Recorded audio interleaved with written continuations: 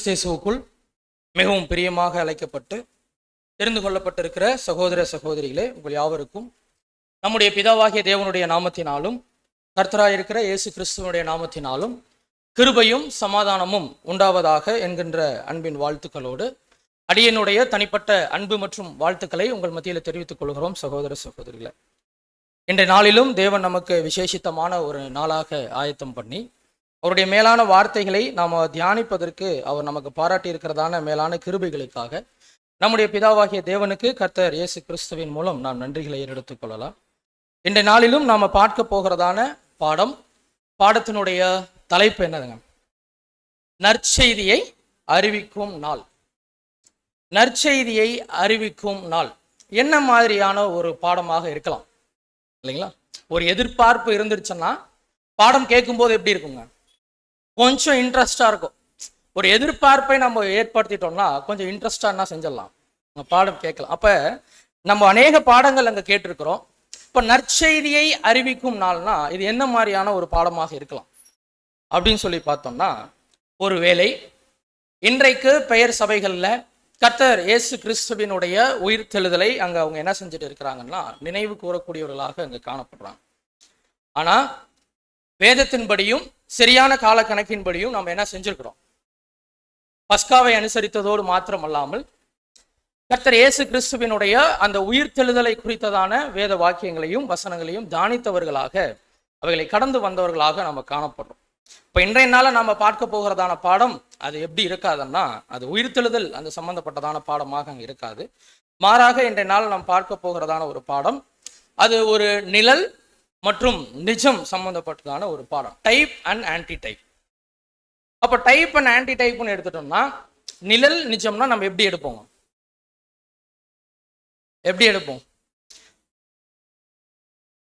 பழைய ஏற்பாட்டில் இருக்கக்கூடிய ஒரு சம்பவமோ அல்லது ஒரு கதாபாத்திரத்தையோ நம்ம என்ன செய்வோம்னா நம்ம பார்த்து அவைகளில் நமக்கு இருக்கக்கூடியதான ஆவிக்குரிய படிப்பினைகள் என்ன என்பதை கூட நம்ம என்ன செய்வோம்னா நம்ம பார்ப்போம். இதுதான் நிழல் மற்றும் நிஜத்தினுடைய ஒரு தன்மை. இன்றைய நாளில் கூட நம்ம என்ன செய்ய போறோம்னா, சகோதர சகோதரிகளே, இப்படியான ஒரு சம்பவத்தை தான் நம்ம பழைய ஏற்பாட்டினுடைய கால பகுதிகளில் இருந்து நம்ம பார்க்க போறோம்.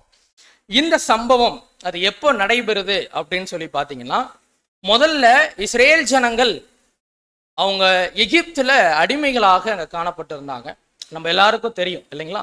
அவங்க எப்படி அங்கே போய் மாட்டினாங்க, அவர்கள் எப்படி அங்கே அடிமையானாங்க, இதெல்லாம் நமக்கு என்ன தெரியும். அப்போ இவர்கள் அடிமையாக அங்கே இருக்கும்போது அவர்களை தேவன் அந்த எகிப்து தேசத்தை விட்டு மீட்டு கொண்டு வரார். யார் மூலமாக கொண்டு வந்தார்? மோசேயின் மூலமாக அங்கே அவர் கூட்டிட்டு வரார். இப்படி மோசேவின் மூலமாக வனாந்திர பயணத்தின் வழியாக இவர்கள் எதை நோக்கி பயணிச்சாங்கன்னா, கானான் தேசத்தை நோக்கி பயணிச்சாங்க. அன்பான சகோதர சகோதரிகளே, இந்த கானான் தேசத்திற்குள்ள வந்த உடனே இவங்களை தேவன் எப்படித்தான் வழி நடத்த விரும்பிட்டாருன்னா, நியாயாதிபதிகள் மூலமாகவும் தீர்க்கதரிசிகள் மூலமாகவும் என்ன செஞ்சுட்டு இருந்தாங்க? அங்கே வழி நடத்தி கொண்டிருந்தார். ஆனால் இஸ்ரேல் ஜனங்கள் அவங்க என்ன செஞ்சுட்டாங்கன்னா, புற ஜாதியார்களுக்கு இருக்கிறது போல எங்களுக்கும் என்ன வேணும்னா ராஜாக்கள் அங்கே வேணும்னு சொல்லி கேட்டு என்ன பண்ணாங்க? வாங்கிக்கிட்டாங்க இல்லைங்களா? முதல் ராஜா யாருங்க? இஸ்ரேலினுடைய முதல் ராஜா சவுல். அப்போ சவுல். ரெண்டாவது ராஜா பார்க்கும்போது யாருங்க? தாவீது. மூன்றாவது ராஜா சாலமோன். இந்த மூன்று பேரும் ஒட்டுமொத்தமாக இந்த 12 கோத்திரங்களையும் அவங்க அரசாண்டவர்களாக அங்க காணப்பட்டாங்க. இந்த சாலமோனுக்கு பின்னாக வந்தக்கூடிய ராஜாக்கள் அவங்க எப்படி அரசாண்டாங்கன்னு பார்க்கும்போது 10 கோத்திரத்தை தனியாகவும் 2 கோத்திரத்தை அங்க தனியாகவும் அங்க பிரிச்சுட்டு என்ன செஞ்சிருந்தாங்கன்னா அங்க அரசாண்டவர்களாக காணப்பட்டாங்க. இப்போ நம்ம சம்பவம் எந்த காலப்பகுதியில் நடக்குது என்பதை புரிந்து கொள்வதற்காக ஒரு அவுட்லைன்ல என்ன பண்ணிட்டு இருக்கோம், நம்ம பார்த்துட்டு இருக்கிறோம். முதல்ல நம்ம பார்க்கும்போது 10 கோத்திரம் இவங்க ரெண்டா பிரிகிறாங்க. 10 கோத்திரம் தனியா பிரிகிறாங்க. இவர்கள் ராஜ்யத்தினுடைய பெயர் என்ன வச்சிருந்தாங்கன்னா இஸ்ரேல் அப்படின்னு பேர் வச்சிருந்தாங்க இல்லைங்களா? இவர்களுடைய தலைநகரம் என்னவா இருந்துச்சுங்க? சமாரியா. அப்போ இவர்கள் பின்வரும் நாட்கள்ல என்ன செய்யப்பட்டிருந்தாங்கன்னா, அசிரிய ராஜாவாகிய சல்மானேசர் அவர்களால் என்ன செய்யப்பட்டிருந்தார்னா சிறைபிடிக்கப்பட்டு போனார். இதெல்லாம் வரலாறு நமக்கு தெரியும், ஹிஸ்டரி. அதே போல என்னன்னு சொல்லி பார்த்துட்டோம்னா 2 கோத்திரம் அங்க தனியா இருந்துட்டாங்க. அவருடைய ராஜ்யத்தின் பெயர் என்ன வச்சிருந்தாங்க? யூத ராஜ்யம் அங்க வச்சிருந்தாங்க. அவருடைய தலைநகரம் எருசலேம் இல்லைங்களா, அவங்க கூட இந்த 10 கோத்திரம் என்ன பண்ணியிருந்தாங்க, ரொம்ப சீக்கிரமாக கர்த்தருடைய தேவனுடைய வழியை விட்டு அவர்கள் போயிட்டாங்க, பின்வாங்கி போயிட்டாங்க. அதனால அந்நிய ராஜாக்களால் என்ன செய்யப்பட்டாங்கன்னா சிறைபிடிக்கப்பட்டிருந்தாங்க. ஆனா இந்த 2 கோத்திரம் ரொம்ப நாள் என்ன செய்யப்பட்டிருந்தாங்கன்னா தேவனுடைய வார்த்தைகளுக்கு கீழ்ப்படிந்தவர்களாக இருந்துட்டாலும் பின்வரும் நாட்கள்ல இவங்களும் என்ன செஞ்சுட்டாங்க, அங்க மீறினவர்களாக காணப்பட்டாங்க. இவர்களை கூட என்ன செஞ்சுட்டாருன்னா நேபுகாத் நேசார், பாபிலோனுடைய ராஜா, அங்க சிறைபிடிக்கிறவராக காணப்படுறார். சரி, இப்போ எந்த காலப்பகுதி, எக்ஸாக்டான காலப்பகுதி என்று சொல்லி பார்த்துட்டோம்னா நாம யாரை பத்தி பார்க்க போறோம் அப்படின்னு சொல்லி பார்த்தோம்னா இந்த 10 கோத்திரம் இருந்தாங்க இல்லைங்களா, அவங்களை பற்றியானதான ஒரு பாடம் தான் இன்றைய நாள் நாம் பார்க்க போகிறோம். இது தீர்க்கதரிசி எலியா அவர்கள் வாழ்ந்துட்டதான காலப்பகுதியில் நடந்துட்டதான சம்பவம் என்னன்றதை கணிக்க முடியுதுங்களா, என்ன சம்பவமா இருக்கும்ட்டு? ஏதாவது ஒரு எதிர்பார்ப்புகள் அங்க உண்டாகுதுங்களா? சரி, பார்க்கலாம். அப்ப அன்புக்குரிய சகோதர சகோதரிகளே, இவங்க ஏன் சிறைப்பட்டு அங்க போறாங்க அப்படின்னா, இவங்க கானான் தேசத்துக்குள்ள வந்த உடனேயே தேவன் என்ன செஞ்சிருந்தாருங்க, இவர்கள் தேவனுடைய வார்த்தைகளுக்கு கீழ்ப்படிந்தவர்களாக இருந்துட்டா என்ன விதமான ஆசீர்வாதங்கள் அங்க கிடைக்கும் இல்லைங்களா, அதே மாதிரி தேவனுடைய வார்த்தைகளை அங்க கீழ்ப்படியாம போயிட்டாங்கன்னா அவர்களுக்கு வரக்கூடியதான வாதைகள் என்ன என்பதை தேவன் தெளிவா சொல்லியிருந்தாரு. நீங்க வாசிக்கணும்னா அந்த ஆசீர்வாதத்துடைய பகுதிகள் வாசிக்கணும்னா உபாகமம் 28ஆம் அதிகாரம் 1-13 மற்றும் லேவியராகமும் 26ஆம் அதிகாரம் 1-13 நீங்க வாய்ப்பு இருக்கும்போது நீங்க வீட்டுல போய் படிச்சு பாருங்க. இதுல என்ன பண்ணியிருப்பாங்கன்னா தேவன் அவருடைய வாயின் வார்த்தைகளுக்கு கீழ்ப்படிந்தவர்களாக காணப்படக்கூடிய ஜனங்களுக்கு என்ன விதமான ஆசீர்வாதத்தை அங்க அவர் தரார் என்பதை குறித்து அங்க சொல்லியிருந்தாங்க. நீங்க வாசிச்சு பாருங்க, ஒரு வசனம் மாத்திரம் வாசிக்கலாம். உபாகமம் 28ஆம் அதிகாரம் 2வது வசனம். நீ உன் தேவனாகிய கர்த்தரின் சத்தத்துக்கு செவி கொடுக்கும் போது இப்பொழுது சொல்லப்படும் ஆசீர்வாதங்கள் எல்லாம் உன்மேல் வந்து உனக்கு பலிக்கும். பாருங்க, நீங்க தேவனுடைய சத்தத்திற்கு அங்க செவி கொடுக்கும் போது நீங்க அவருடைய வார்த்தைகளுக்கு கீழ்ப்படிஞ்சிட்டீங்கன்னா என்ன பண்ணுங்களாம், பின் வரக்கூடிய ஆசீர்வாதங்கள், சொல்லப்பட போகிற ஆசீர்வாதங்கள் உங்களுக்கு பலிக்கும் என்று அங்க சொல்றாங்க. இதுதான் இந்த உபாகமத்தினுடைய பகுதிகளில் காணப்படுது. இதே போல இவர்களுக்கு ஒருவேளை கீழ்ப்படியாம போயிட்டாங்கன்னா என்ன நடக்கும் என்பதை கூட அங்க குறிப்பிடப்பட்டிருக்குது. வாதைகளை குறித்து நீங்க வாசிக்கணும்னா உபாகமம் 28ஆம் அதிகாரம் 14வது வசனத்திலிருந்து 28வது வசனம் வரைக்கும் மற்றும் லேவியராகமும் 26ஆம் அதிகாரம் 14-28 ஆகிய வசனங்கள்ல குறிப்பிடப்பட்டிருக்குது. ஒரு வசனம் மாத்திரம் நாம வாசிச்சு பார்க்கலாம். உபாகமம் 28ஆம் அதிகாரம் 15வது வசனம். இன்று நான் உனக்கு விதிக்கிற உன் தேவனாகிய கர்த்தருடைய எல்லா கற்பனைகளின்படியும் கட்டளைகளின்படியும் நடக்க கவனமாய் இருக்கிறதற்கு அவர் சத்தத்திற்கு செவி கொடாதே போவாயாகில் இப்பொழுது சொல்லப்படும் சாபங்கள் எல்லாம் உன்மேல் வந்து உனக்கு பலிக்கும். பாருங்க, ஒருவேளை அங்க செவி கொடுக்காம போயிட்டாங்கன்னா பின் வரக்கூடிய வாதைகள் என்ன பண்ணுங்களாம், சாபங்கள் அங்க உங்க மேல வரும் என்று சொல்லி தேவன் முன்கூட்டியே சொல்லியிருந்தாங்க.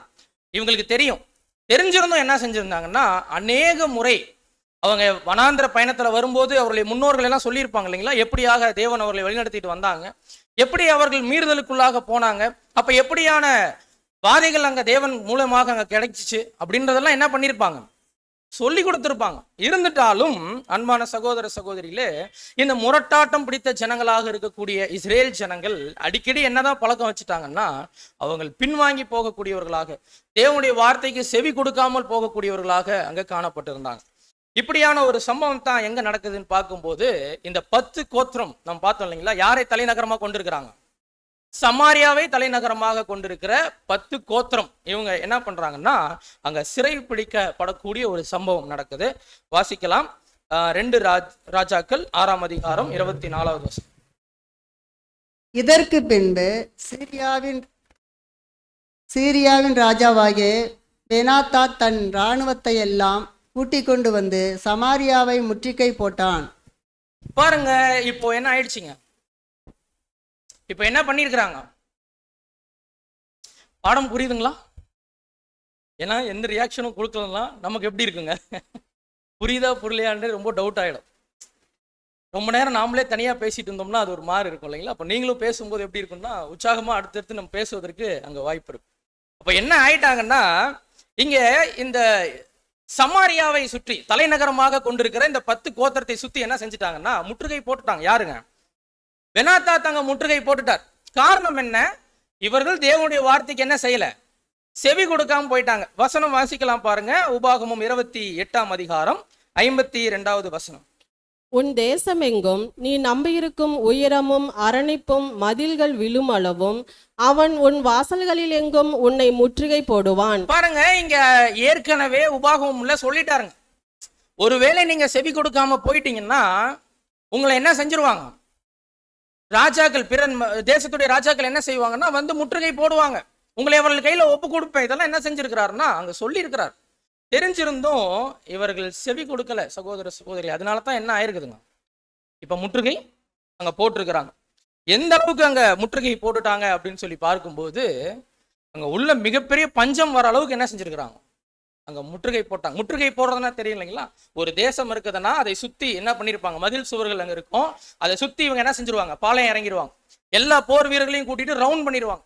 உள்ள இருந்து யாரும் என்ன பண்ண முடியாதுங்க, வெளியே வர முடியாது. வெளியே இருந்து உள்ள யாராலையும் போக முடியாது. எந்த டிரான்சாக்ஷன், பரிவர்த்தனைகள் எதுவும் கிடையாதுங்க.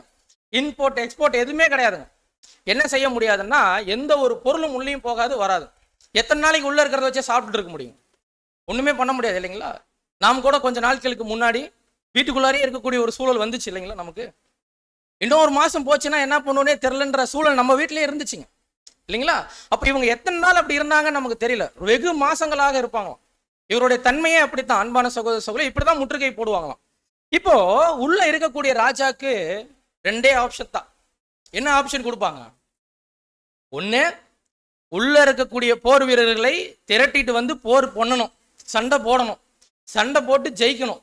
இல்லைன்னா என்ன செஞ்சிடணுங்க, வந்து சரண்டர் ஆயிடணும் இல்லைங்களா?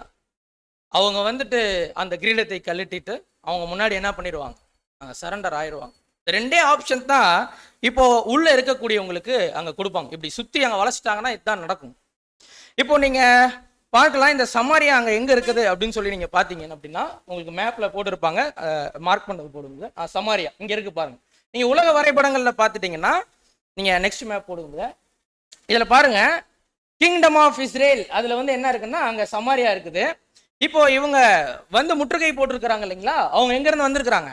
தமஸ்கு அவர்களை தலைநகரமாக கொண்டவர்கள் தான் இந்த சீரிய ராஜாக்கள்.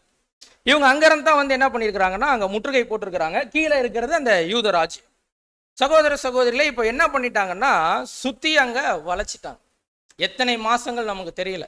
ஆனால் எந்த சூழ்நிலைக்குள்ளாக அங்கே இருக்கக்கூடிய ஜனங்கள் போயிட்டாங்க அப்படின்னா நம்ம வசனத்தில் வாசிக்கலாம் பாருங்க. 2 ராஜாக்கள் 6ஆம் அதிகாரம் 25 வசனம். அதனால் சமாரியாவிலே கொடிய பஞ்சம் உண்டாயிற்று. ஒரு கழுதை தலை என்பது வெள்ளிக்காசுக்கும் புறாக்களுக்கும் போடுகிற காட்படி பயிர் 5 வெள்ளிக்காசுக்கும் விற்கப்படும் மட்டும் அதை முற்றுகை போட்டார்கள். எந்த அளவுக்கு இவங்க அந்த தேசத்தை சுத்தி இருந்தாங்கன்னா ஒரு கழுதையினுடைய தலை இல்லைங்களா? கழுதை நம்ம சாப்பிடுவோமா நமக்கு தெரியல, யார் சாப்பிடுவா நமக்கு தெரியல. ஆடு சாப்பிடுவோம், மாடு சாப்பிடுவாங்க, கோழி, மீன் இல்லைங்களா, நண்டு இதெல்லாம் சாப்பிடுவாங்க. இன்னும் என்னென்னமோ சாப்பிட்றாங்க. ஆனால் கழுதை சாப்பிட்றது கேள்விப்பட்டதில்லை. ஆனால் அந்த அளவுக்கு என்ன ஆயிடுச்சுங்களாம், ஒரு கழுதையினுடைய தலை 80 வெள்ளிக்காசுங்களாம். அப்புறம் புறாக்கு போடக்கூடியதான கார்படி பாருங்க, ஒரு படி இப்படி இருக்குதுன்னா 4ல் 1 பங்குங்க. அந்த தட்டில் அங்கே போட்ட மாதிரி கொஞ்சம் காமிக்கிறாங்க இல்லைங்களா, அவ்வளோதான். அது 5 வெள்ளிக்காசுக்குன்னா ஒருவேளை நம்ம எக்ஸாக்டா நம்மளால என்ன பண்ண முடியாதுன்னா அது கணக்கு போட்டு பார்க்க முடியாது. ஆனா ஒருவேளை நாம பார்த்துட்டோம்னா எலியாவினுடைய காலகட்ட பகுதிகளில் இந்த ஒரு 80 வெள்ளிக்காசுனா ஒரு வெள்ளிக்காசினுடைய விலை எவ்வளவாக இருக்கலாம்னா $120 இருக்கலாம் என்று அங்க சொல்றாங்க. நம்ம எக்ஸாக்டா சொல்லல, ஒரு ஆன்லைன்ல இன்டர்நெட்ல இருக்கக்கூடிய ஒரு தகவல் நம்ம தெரிஞ்சுக்கிறதுக்காக. ஒரு வெள்ளிக்காசினுடைய விலை எவ்வளவு இருக்கலாங்களாம், $120. அப்ப இன்றைய நாள்ல, அதாவது இன்றைக்கு ஏப்ரல் 19 இல்லைங்களா, இன்றைய நாள்ல எவ்வளவு இருக்கும்னா ஒரு 85 ரூபா சென்ட்டுகள் இருக்கும். புள்ளி சில சென்ட்டுகள் அங்க இருக்கிற வாய்ப்பு இருக்கு. அப்ப ஒரு டாலர் 85 ரூபான்னா எத்தனை வெள்ளிக்காசுங்க, 80 வெள்ளிக்காசு இல்லைங்களா? ஒரு கழுதையினுடைய தலை 80 வெள்ளிக்காசு. அப்ப 120 × 80 போட்டா எவ்வளவு வருதுங்க, $9,600. அப்படின்னா இந்திய மதிப்பின் ரூபாயில 8,16,000 ரூபாயா இருக்கலாம். ஒரு கழுதையினுடைய தலை 8 லட்சம் ரூபாய்க்கு இருந்துச்சுன்னா நம்மளால சாப்பிட முடியுங்களா? மிகப்பெரிய செல்வந்தர்களால என்ன பண்ண முடியுங்க, வாங்கி அங்க சாப்பிட முடியும். ஆனா எத்தனை நாளைக்கு அதை வாங்கி சாப்பிடுவாங்க அவங்க? இல்லைங்களா? முடியாது. அவ்வளோ கஷ்டம்.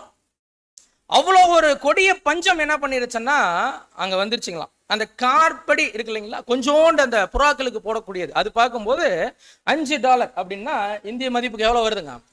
51,000 ரூபா வருதுங்க. கார்படி நினச்சி பாருங்க சகோதர சகோதரி, கார்படி என்னத்துக்கு பத்துங்க?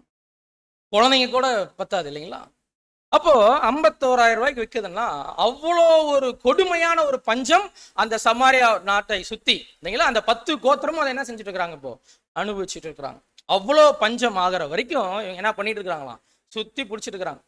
இப்போ அங்க உள்ள இருக்கக்கூடிய ராஜாவுனுடைய நிலைமை எப்படி இருக்கும் நினைச்சு பாருங்க. ஒட்டுமொத்த ஜனங்களும் இப்ப சாப்பாட்டுக்கே வழி இல்லை. அப்படியான நிலைமையில அந்த தேசத்தை ஆண்டு கொண்டு இருக்கிற அந்த ராஜாவுனுடைய மனநிலை எப்படி இருக்கும்? இப்ப நம்ம வீட்டிலேயே ஒரு கஷ்டம் வந்துருச்சு அப்படின்னா அந்த வீட்டினுடைய தலைவர் இருப்பாருங்களா, அல்லது குடும்ப தலைவிகள் இருப்பாங்க, அவங்களுடைய அந்த மனநிலை எப்படி இருக்குங்க? அடுத்து நம்ம என்ன செய்ய போறோம் இல்லைங்களா, அந்த கஷ்டங்கள் அந்த விஷயங்கள் இதை யோசிச்சுட்டு இருப்பாங்க. அப்போ ஒரு ராஜ்யபாரம் பண்ணக்கூடிய ஒரு ராஜா அவர் எப்படி யோசிச்சுட்டு இருந்திருப்பாரு? பித்து பிடிச்ச மாதிரி இருந்திருக்கிறாருங்க. என்ன செய்யறதுன்னே தெரில இல்லைங்களா. அவர் என்ன பண்றாருன்னா இங்கேயும் அங்கேயும் அப்படியே உலாத்திட்டே இருக்கிறாருங்க, என்ன செய்யறதுனே தெரில. அப்போ அரண்மனையினுடைய அந்த காரிடாருக்கு அங்க வராரு.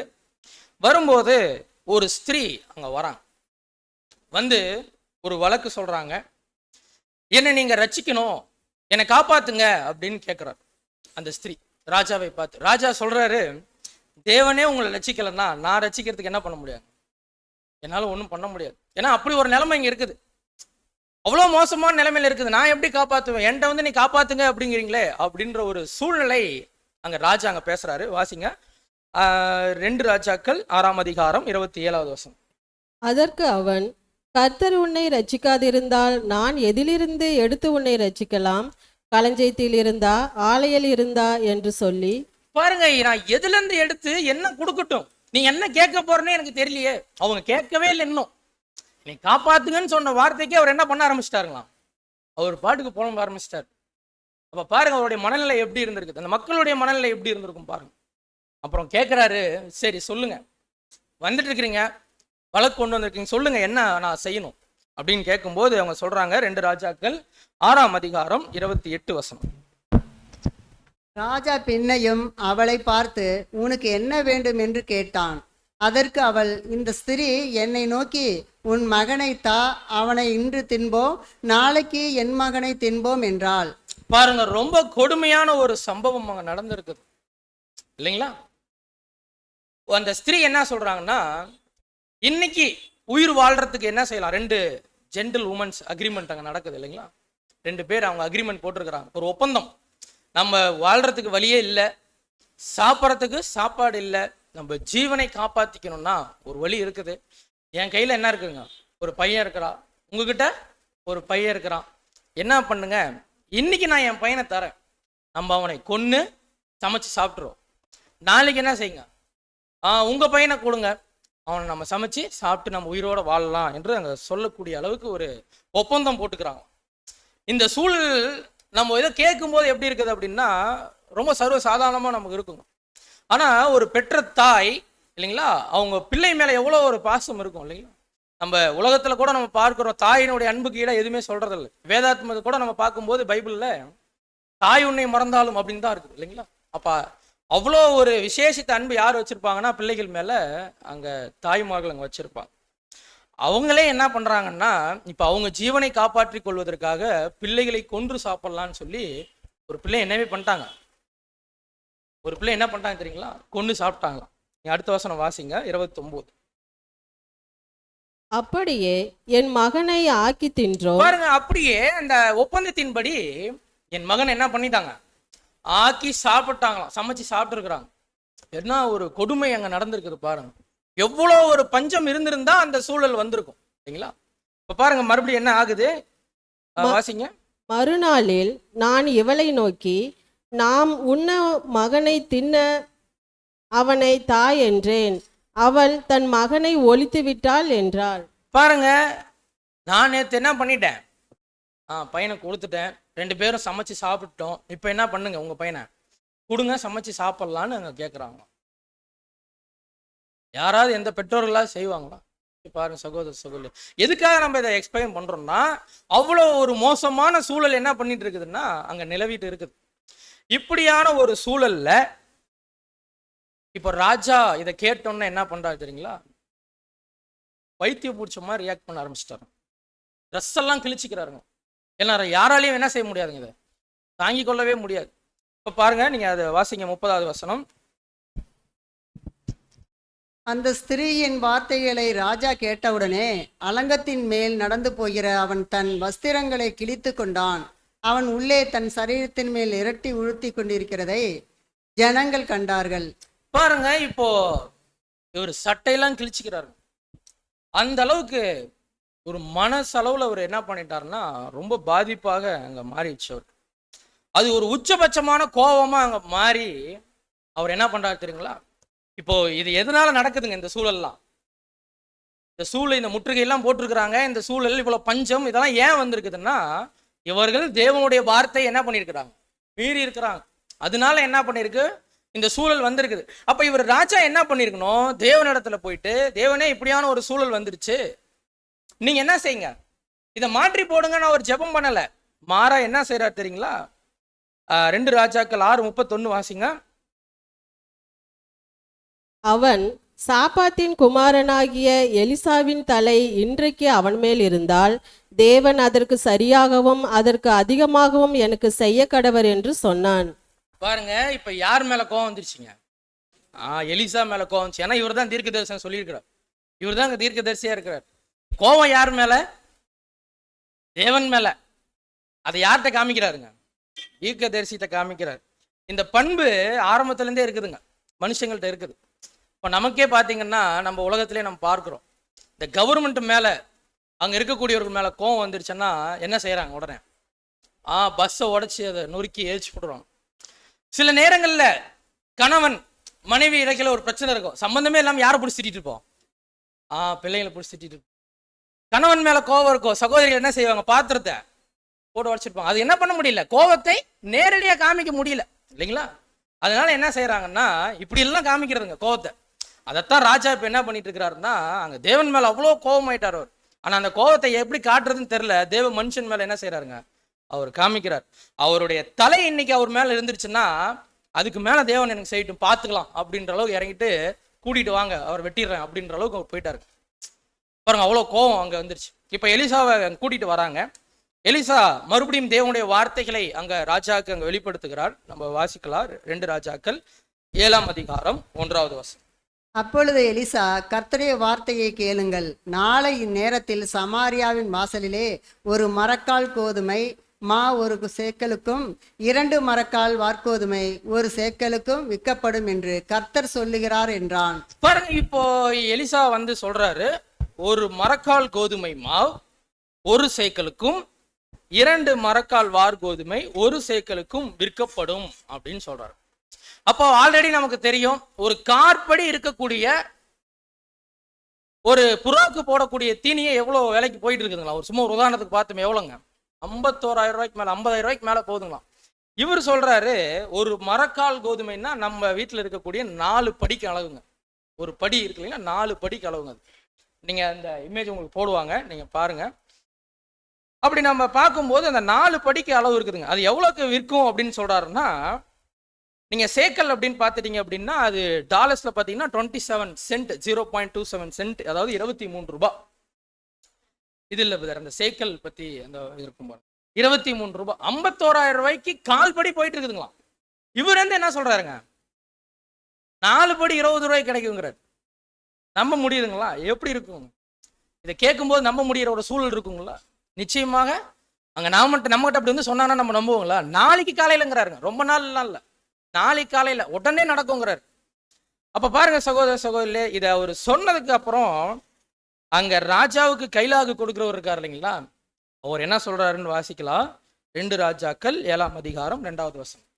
அப்பொழுது ராஜாவுக்கு கைலாகு கொடுக்கிற பிரதானி ஒருவன் தேவனுடைய மனுஷனுக்கு பிரதியுத்தரமாக, இதோ கர்த்தர் வானத்திலே மதகுகளை உண்டாக்கினாலும் இப்படி நடக்குமா என்றான். பாருங்க, வானத்துல மதகுகள்னா டேம் மாதிரிங்க, ரிசர்வாயர்ஸ் மாதிரி இருக்கும். அதை திறந்து விட்டு அப்படியே தானியங்களா கொட்டுச்சுன்னா கூட என்ன பண்ண வாய்ப்பே இல்லை, இப்படி ஒரு சூழல் ஒரு நாள் நடக்கிறதுக்கு வாய்ப்பே இல்லைங்கிறாரு.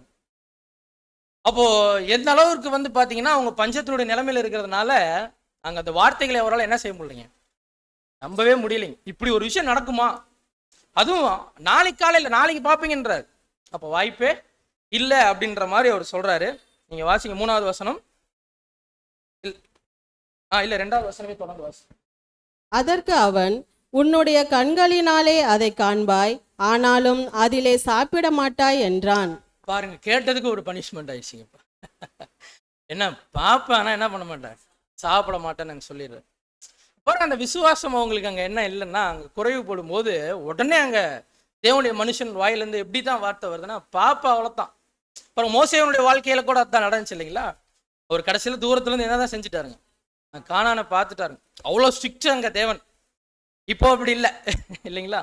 அன்பான சகோதர சகோதரி, இது எங்கே நடந்து கொண்டு இருக்குதுன்னு பார்க்கும்போது தேசத்துக்குள்ள அங்கே நடக்கக்கூடிய ஒரு சூழல். இப்போ தேசத்தை சுற்றி இங்கே எல்லாம் என்ன பண்ணிட்டு இருக்காங்க, முற்றுகையெல்லாம் போட்டு இருக்கிறாங்க இல்லைங்களா.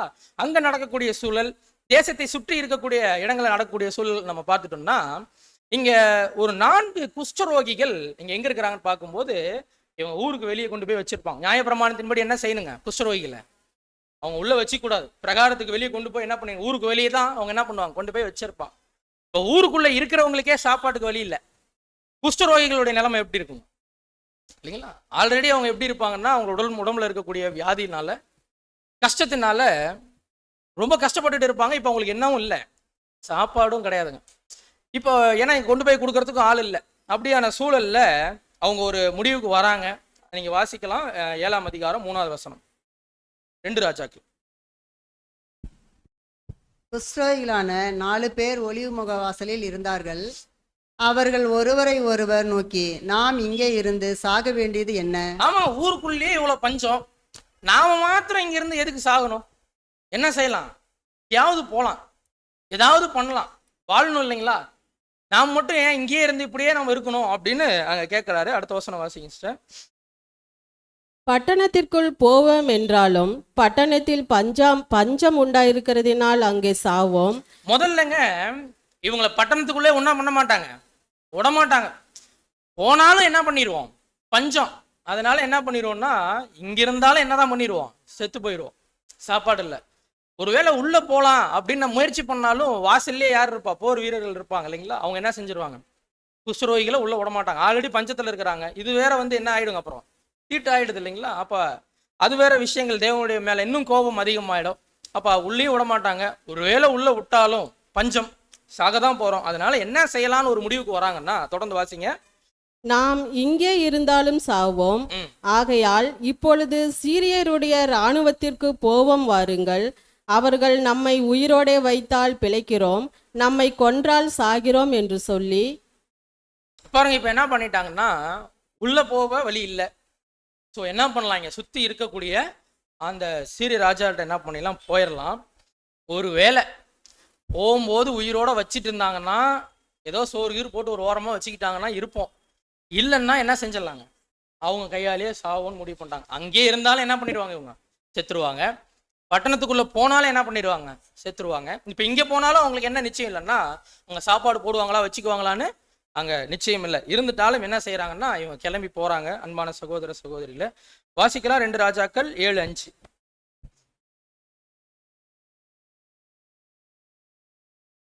சீரியருடைய இராணுவத்திற்கு போக இருட்டோடே எழுந்திருந்து சீரியருடைய பாளையத்தின் முன்னணியில் வந்தார்கள். அங்கே ஒருவரும் இல்லை. பாருங்க, இவங்க திடீர்னு சரி போய் அங்கேயாவது சாப்பாடு கிடைக்குன்னு போய் பார்த்தா அங்கே ஒருத்தருமே இல்லைங்களாம். வெறும் பாளையம் டென்ட் மட்டும் இருக்குதுங்க, அங்கங்கே உள்ள யாருமே இல்லைங்களாம். எப்படி இருந்திருக்கும் பாருங்க. அட சும்மா இருக்கிற டென்ட்டை பார்த்தா நம்ம பயந்துட்டு இருந்தோமான்னு கூட என்ன பண்ணியிருப்பாங்க, அவங்க நினச்சிட்டு இருந்திருப்பாங்க. அன்பாங்க, ஏன்னா என்ன நடந்துச்சுன்னு அவங்களுக்கு தெரியல. அப்போ என்ன அங்கே நடந்துச்சு, ஏன் அங்கே வெறும் டென்ட் மட்டும் இருக்குது அப்படின்னா, இங்கே தேவனே என்ன செய்கிறாருன்னு பார்க்கும்போது, ஏன்னா தேவனுடைய மனுஷன் அங்கே என்ன சொல்லியிருக்கிறாருங்க, அப்படி வார்த்தை அங்கே வந்துருச்சு, நாளை காலையில் என்ன நடக்கும். ஆமாங்க, உங்களுக்கு அந்த அளவுக்கு விலை கம்மியாக என்ன பண்ண போகுதுங்க, உங்களுக்கு சாப்பாடு வரப்போகுது, பஞ்சம் எல்லாம் போக போகுது அங்கே சொல்லிட்டாரு. இப்போ தேவன் என்ன செய்யறாரு பாருங்க. 2 ராஜாக்கள் 7ஆம் அதிகாரம் 6வது வசனத்துல வாசிக்கலாம். ஆண்டவர் சீரியரின் இராணுவத்திற்கு ரதங்களின் இரைச்சலையும் குதிரைகளின் இரைச்சலையும் மகா இராணுவத்தின் இரைச்சலையும் கேட்க பண்ணினதினால் அவர்கள் ஒருவரை ஒருவர் நோக்கி, இதோ நம்மிடத்தில் போருக்கு வர இஸ்ரவேலின் ராஜா ஏத்தியரின் ராஜாக்களையும் எகிப்தியரின் ராஜாக்களையும் நமக்கு விரோதமாக கூலி பொருத்தினான் என்று சொல்லி. பாருங்க, இப்போ தேவன் என்ன செய்யறாருங்க? குதிரைகளுடைய இரைச்சல், மகா இராணுவத்தினுடைய இரைச்சல் அங்க கேட்குதுங்களாம். எங்க இருந்து கேட்கணும்? வானத்துல இருந்து அப்படியே கேட்குது. இவங்க கேம்ப் போட்டிருக்கும் போது நமக்கு நல்லா தெரியும் அன்பான சகோதர சகோதரி, இந்த சோல்ஜர்ஸ் எல்லாம் போய் ஒரு இடத்துல கேம்ப் போட்டாங்கன்னா நைட்ல என்ன செய்ய மாட்டாங்க? லைட் எல்லாம் போட்டு வச்சிருக்க மாட்டாங்க. ஒருவேளை அவங்க லைட் எல்லாம் போட்டு வச்சிருந்தாங்கன்னா எதிரி நாட்டவருக்கு என்ன பண்ணிடணும், இவங்க எங்க கேம்ப் போட்டிருக்கிறாங்கன்னு என்ன பண்ணிடும், தெரிஞ்சிடும். அதனால ராத்திரி என்ன செய்ய மாட்டாங்கன்னா லைட் எல்லாம் போட மாட்டாங்க, எல்லாம் ஆஃப் பண்ணிடுவாங்க, கருகும்முன்னு வச்சிருப்பாங்க. அப்போ பக்கத்துல என்ன நடக்குது அப்படின்றது கூட அவங்களுக்கு சரியா தெரியறதுக்கு வாய்ப்பு இல்லாத ஒரு சூழ்நிலையில திடீர்னு என்ன நடக்குதுன்னா இவ்வளோ சத்தம் கேட்குதுங்க. கேட்டோன்னு என்ன நினைச்சிருந்தாங்கன்னா, ஆடா இந்த ராஜா, இஸ்ரேலுக்குள்ள இருந்த ராஜா வந்து இத்தனை நாள் நமக்கு பயந்துட்டு இருந்தாருன்னு நினைச்சோம். ஆனா இவர் என்ன பண்ணிட்டாருங்க, எத்தியரின் ராஜாக்கள் எல்லாத்தையும் காசு கொடுத்து கூட்டிட்டு வந்துட்டாரு, நம்மளை கொன்னே போட்டுருவாங்கன்னு நினைச்சிட்டு இவங்க பயந்துட்டாங்க. ஆனா அங்க என்ன நடக்கவே இல்லைங்க, ஒண்ணுமே நடக்கலைங்க. அந்த சத்தத்தை கேட்ட மாத்திரத்துல அவங்க என்ன செய்யறாங்கன்னா அப்படி பயந்து போறாங்க. அன்பான சகோதர சகோதரிகள், அவ்வளோ ஏன்னா கருகும்முன்னு ஒரு இருட்டு. இந்த ராணுவத்தில் இருக்கக்கூடிய சகோதரர்களுக்கெல்லாம் அங்கே தெரியும் கேம்ப் போடும்போது ராத்திரி எப்படி இருக்கும்னு சொல்லிட்டு. ஒருவேளை எங்க லைட் எரிஞ்சிச்சுன்னா எந்த சோல்ஜர் அங்கே லைட் போட்டு வச்சிருக்கிறாரோ, யார் அங்கே வெளிச்சத்தை எங்க ஏற்படுத்தி வச்சிருக்கிறாங்களோ அவங்க என்ன செஞ்சிருவாங்க, அங்கேயே கொண்டுருவாங்க. இல்லைங்களா? அந்த ராணுவத்தினுடைய தளபதியே வந்து பார்த்தாருன்னா கூட என்ன ஆயிடும், உடனே பனிஷ்மெண்ட் இருக்கும். அப்போ அவங்க என்ன நடக்கானா லைட் இருக்க வாய்ப்பு இல்லை. அதனால இந்த சத்தத்தை கேட்ட மாத்திரத்தில் அவங்க என்ன செய்யறாங்கன்னா அங்கிருந்து எப்படியாவது உயிர் பிழைச்சா போதும் அப்படின்னு சொல்லி அந்த கேம்ப் போட்டு இருந்தவங்களாம் என்ன பண்றாங்க, ஓடி போறாங்க. அன்பான சகோதர சகோதரி, 2 ராஜாக்கள் 7ஆம் அதிகாரம் 7வது வசனம். 7வது வசனம். இருட்டோடு எழுந்திருந்து ஓடிப்போய் தங்கள் கூடாரங்களையும் தங்கள் குதிரைகளையும் தங்கள் கழுதைகளையும் தங்கள் பாளையத்தையும் அவைகள் இருந்த பிரகாரமாக விட்டு தங்கள் பிராணன் மாத்திரம் தப்பும்படி ஓடி போனார்கள். பாருங்க, கருகும்மும் நாங்க இருட்டு இருக்குது, அவங்க தன்னுடைய உயிரை காப்பாத்திக்கிட்டா மட்டும் போதும் அப்படின்னு நினைச்சிட்டு அந்த குதிரைகள் கழுதைகள் எல்லாத்தையும் என்ன பண்றாங்கன்னா இருந்த பிரகாரமாய் விட்டுட்டு எது எது எங்கெங்க எப்படி இருந்துச்சோ அதாவது அப்படியே விட்டு என்ன பண்றாங்களாம், ஓடுறாங்க. எப்படி சத்தம் கேட்டிருக்கும் பாருங்க, இல்லைங்களா? ஒரு மிகப்பெரிய ஒரு போர் அவங்கள சுத்தி எல்லாம், இவங்க ஒரு நாடை சரௌண்ட் பண்ணி வச்சிருந்தா இவங்கள சுத்தி வளர்ச்சிட்டாங்கன்னு நினைக்கிற அளவுக்கு அங்க என்ன நடந்திருக்குதுங்க, அங்க சத்தம் அங்க கேட்டிருக்குது. அவங்க அந்த அளவுக்கு பயந்து போயிட்டு அங்க இருந்து ஓடி போறாங்க. இப்போ இந்த குஷ்டரோகிகளுக்கு எப்படி இருக்குங்க, யாருமே இல்லை. இவங்களுக்கு எப்படி இருக்குங்க, ஆல்ரெடி ரொம்ப சாப்பாட்டுக்கே வழி இல்லாம இருக்கிறாங்க. இப்போ உள்ள போய் பார்த்தா ஒருத்தரும் கிடையாது, இல்லைங்களா? தங்கமா இருக்குது, வெள்ளியா இருக்குது, ஃபுல்லா சாப்பாடுங்க. பாருங்க என்ன பண்றாங்க, 2 ராஜாக்கள் 7ஆம் அதிகாரம் 8வது வசனம். அந்த குஷ்டரோகிகள் பாளையத்தின் முன்னணி மட்டும் வந்தபோது ஒரு கூடாரத்திற்குள் பிரவேசித்து புசித்து குடித்து அதிலிருந்து வெள்ளியையும் பொன்னையும் வஸ்திரங்களையும் எடுத்துக்கொண்டு போய் ஒளித்து வைத்து திரும்பி வந்து வேறொரு கூடாரத்திற்குள் பிரவேசித்து அதிலிருந்தும் அப்படியே எடுத்துக்கொண்டு போய் ஒளித்து வைத்து. பாருங்க, அன்னைக்குதான் அவங்களுக்கு பண்டிகை நடந்திருக்குதுங்க, இல்லைங்களா? அந்த போய் பாக்குறாங்க, அவ்வளோ சாப்பாடு இருக்குது. அங்க என்ன பண்றாங்க, பார்த்த உடனே ஃபுல்லா சாப்பிட்றாங்களாம், ஃபுல்லா குளிக்கிறாங்களாம். அந்த பொன்னி வெள்ளி என்ன பண்றாங்களாம், எடுத்துக்கிட்டு போய் ஒளிச்சு வேற வச்சிடறாங்க. திருப்பி அவங்களால என்ன பண்ண முடியலைங்க, ஒருவேளை கிடைக்காம போயிட்டா, இல்லைங்களா? ஒருவேளை கிடைக்கலன்னா என்ன பண்றது, அதாவது மறுபடியும் இன்னொரு கூடாரத்துக்குள்ள ஓடுறாங்க. ஓடி போய் மறுபடியும் சாப்பிட்றாங்க. மறுபடியும் வெள்ளி பொண்ணெல்லாம் என்ன பண்ணிக்கிறாங்க, எடுத்துட்டு வந்து அங்க ஒளிச்சு வச்சுக்கிறாங்க. அவ்வளவும் ஏன் நடக்குதுன்னா அவங்க பசியில, அவ்வளோ பசியில இருந்திருக்கிறாங்க, இல்லைங்களா? இப்போ கொஞ்சம் பசி தனியுது. அப்பதான் இவங்களுக்கு என்ன பண்ணுதுன்னா மூளையே வேலை செய்யுதுங்க. பாருங்க, 2 ராஜாக்கள் 7ஆம் அதிகாரம் 9வது வசனம். பின்பு அவர்கள் ஒருவரை ஒருவர் நோக்கி, நாம் செய்கிறது நியாயமல்ல, இந்நாள் நற்செய்தி அறிவிக்கும் நாள், நாம் மௌனமாயிருந்து பொழுது விடியும் மட்டும் காத்திருந்தால் குற்றம் நம்மேல் சுமரும். பாருங்க, இப்போ சாப்பிட்டு இவங்க திருப்தி அடைஞ்சிட்டாங்க. இப்ப சொல்றாங்க நாம செய்யறது என்ன இல்லைங்க, நியாயம் இல்லை. நாம மாத்திரம் என்ன பண்ணிட்டு இருக்கிறோம், போய் போய் எடுத்து சாப்பிட்டுட்டு எல்லாத்தையும் எடுத்து ஒளிச்சு வச்சுட்டு இருக்கிறோம். இது என்ன கிடையாதுங்க, இது நியாயம் இல்லை. இந்த நாள் என்ன நாளுங்க, இது நற்செய்தி அறிவிக்கும் நாள் அப்படிங்கிறாங்க. என்ன நற்செய்தி, தேவன் என்ன செஞ்சிருக்கிறாருன்னா அவர்கள் எல்லாத்தையும் ஓட பண்ணிட்டாருங்க. இப்போ தேசத்திற்குள்ள என்ன ஆயிடுச்சுங்க, பஞ்சம் எதுவுமே கிடையாது, இனிமே எல்லாம் கிடைச்சிருச்சு இனிமே எல்லாருக்கும் அப்படின்ற ஒரு நற்செய்தியை இவர்கள் போய் அங்க அறிவிக்க போறாங்க. அன்பான சகோதரி, அந்த நாள் அப்ப வருது. விடிகிற வரைக்கும் என்ன பண்ண வேணாம், வெயிட் பண்ண வேணாம், ஒருவேளை விடுற வரைக்கும் வெயிட் பண்ணோம் அப்படின்னா இவ்வளோ நேரம் ஏன் வந்து சொல்லன்னு கூட என்ன பண்ணிடுவாங்க, கொன்று போட்டுருவாங்க. அதனால இப்போவே போகலாம் அப்படின்னு சொல்லிட்டு இவங்க போகிறாங்க. பாருங்க, இவங்களை ஊரை விட்டு ஒதுக்கி வச்சிருக்கிறாங்க, இருந்தாலும் இவங்களை உள்ள விடமாட்டாங்க. அப்போ இவங்க எங்கே போய் சொல்லியிருப்பாங்கன்னா, அந்த வாசல் அருகே இருக்கக்கூடிய அந்த போர் சேவர்கள்லாம் இருப்பாங்க இல்லைங்களா, அவங்கள்ட்ட போய் இப்படியாக நாங்கள் போனோம், போய் பார்க்கும்போது வெறும் கூடாரங்கள் மாத்திரம்தான் இருக்குது, உள்ள நிறைய சாப்பாடு இருக்குது, பொண்ணு வெள்ளின்னு இருந்துச்சு, நாங்கள் என்ன பண்ணிட்டோம், நல்லா சாப்பிட்டுட்டோம், இப்போ நீங்கள் கூட போனீங்கன்னா என்ன பண்ணலாம், எல்லாத்தையும் எடுத்துகிட்டு வந்துடலாம், யாருமே இல்லை அப்படின்றத சொல்கிறதுக்காக போகிறாங்க. வாசிக்கலாம் 2 ராஜாக்கள் 7ஆம் அதிகாரம் 10வது வசனம். அப்படியே அவர்கள் வந்து பட்டணத்து வாசல் காவலாளனை நோக்கி கூப்பிட்டு, நாங்கள் சீரியரின் பாளையத்திற்கு போய் வந்தோம், அங்கே ஒருவரும் இல்லை, ஒரு மனுஷனுடைய சத்தமும் இல்லை, கட்டியிருக்கிற குதிரைகளும் கட்டியிருக்கிற கழுதைகளும் கூடாரங்களும் இருந்த பிரகாரம் இருக்கிறது என்று அவர்களுக்கு சொன்னார்கள். பாருங்க, கூடாரம் மாத்திரம் தான் இருக்குது, அங்கங்க இருக்கிற கழுதைகள் எல்லாம் எப்படி எப்படி கட்டி வச்சிருந்தாங்களோ அப்படி மட்டும்தான் இருக்குது, ஒரு மனுஷன் கூட இல்லை இல்லைங்களா, அங்க இல்லை அப்படின்னு இவங்க வந்து சொல்றாங்க. யாருக்கிட்ட? ராஜாவை பார்த்து சொல்லியிருக்க முடியுங்களா? சொல்ல முடியாது. அப்ப யாரை பார்த்து தான் சொல்லியிருக்காங்கன்னா, அங்க வாசல் அருகே இருக்கக்கூடிய போர் சேவலை பார்த்து சொல்றாங்க. இந்த நியூஸ் எங்க போகுதுங்க, இவங்க போய் சொல்லுவாங்க இல்லைங்களா, ராஜா கிட்ட போய் சொல்றாங்க. இப்ப ராஜா என்ன ரெஸ்பாண்ட் பண்ணணும்? இப்ப நம்மகிட்ட ஒருத்தர் அப்படி வந்து சொன்னாங்கன்னா, இப்போ திடீர்னு நம்ம கேள்விப்பட்டோம்னா என்ன ரெஸ்பாண்ட் பண்ணுவாங்க? ஒருவேளை இந்த சீரிய நாட்டை நம்ம சுற்றி வளைச்சிருக்கிறாங்க இல்லைங்களா, இந்த ராஜா வந்து வளைச்சிருக்கிறாரு, இந்த குஷ்டரோகிகளை விட்டு இப்படி சொல்லி கூட்டிட்டு போய் கொன்றுவாங்களோ அப்படின்னு என்ன பண்ணுங்க தோணுமா தோணாதுங்களா? வெளியவே வரமாட்டேங்கிறாங்க, உள்ளாரே இருக்கிறாங்க, எத்தனை நாளைக்கு நான் மாத்திரம் இருக்கிறது அப்படின்னு சொல்லி இவங்களை வெளியே வர வைக்கிறதுக்கு ஒரு ட்ரிக் பண்ணுறாங்க அப்படின்னு கூட தோன்றதுக்கு வாய்ப்பு இருக்குது. அதனால இவர் என்ன பண்ணுறாருன்னா, கொஞ்சம் சந்தேகத்தோடு என்ன செய்கிறாருன்னா, ஒரு ஆடு மாடுகள் இதெல்லாம் கொடுத்து, கழுதையெல்லாம் கொடுத்து கொஞ்சம் ஆட்களை அங்கே அனுப்பிச்சு வைக்கிறாரு, நீங்கள் போய் பார்த்துட்டு வந்து என்ன பண்ணுங்க சொல்லுங்க அப்படிங்கிற. ஏன்னா ராஜா வெளியே வரத்துக்கு அங்கே பயந்துட்டு அங்கே சொல்கிறார். அன்பான சகோதர சகோதரிகளே, 7ஆம் அதிகாரம் 15வது வசனம்.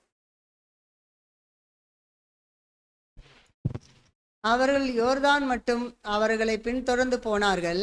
சிரியர் தீவிரித்து ஓடுகையில் அவர்கள் எரிந்து போட்ட வஸ்திரங்களாலும் தட்டுமுட்டுகளாலும் வழியெல்லாம் நிறைந்திருந்தது. பாருங்க, இவங்க சாப்பிட்டு இருந்திருப்பாங்க போல, தட்டு இருந்திருக்குது, தூக்கி எரிஞ்சிருக்கிறாங்க, ட்ரெஸ் எல்லாம் இருந்திருக்குது போட்டிருக்கிறாங்க, ஓடும்போது போட முடியல, எல்லாத்தையும் என்ன பண்ணிட்டாங்களாம், தூக்கி எரிஞ்சிட்டு போயிருக்கிறாங்க. எந்த நிலைமையில ஓடினாங்கன்னே தெரியலைங்க. நம்ம சொல்லுவோம் இல்லைங்களா, கால் பின்னாடி வந்து அடிக்கிற அளவு ஓடி இருக்கிறாங்க அப்படின்ட்டு இல்லைங்களா, அப்படி ஓடி இருக்கிறாங்க. ஆனால் என்ன நடக்கலை, எதுவுமே நடக்கலைங்க, வெறும் சத்தம், அவ்வளோதான். அப்போ அந்த சத்தம் அது எவ்வளோ பயங்கரமாக இருந்திருக்கும் பாருங்க, அவ்வளோ ஒரு பயம் உண்டாயிருக்குது. இப்போ நாமளே இங்கே இருக்கிறோம், திடீர்னு ஒரு கருகும்னு ஒரு இருட்டாக இருக்குதுன்னு வச்சுக்கோங்க, திடீர்னு என்னென்னமோ சத்தம் கேட்குது, என்ன பண்ணுவாங்க, என்ன செய்வாங்க? அது என்னமோ கேட்டுட்டு நாம் பாட்டுக்கு இருப்போங்களா? பயந்துருவாங்க. முதல்ல என்ன செய்யலாம், இறங்கி போகலாம் அப்படின்னு சொல்லிட்டு இங்கேருந்து முதல்ல எப்படி வெளியே போகிறோம் அப்படின்னு தான் பார்ப்போம். முன்னாடி வர்றது சகோதரர்களா இல்லை யார் என்ன எதுவுமே தெரியாது இல்லைங்களா, அப்படித்தான் நம்ம என்ன செய்வோம்னா இந்த இடத்த விட்டு கடந்து போவதற்கு அங்கே முயற்சி செய்வோம். அப்படிதான் அவங்க கூட என்ன பண்ணிட்டாங்கன்னா அங்கே செஞ்சுட்டாங்க.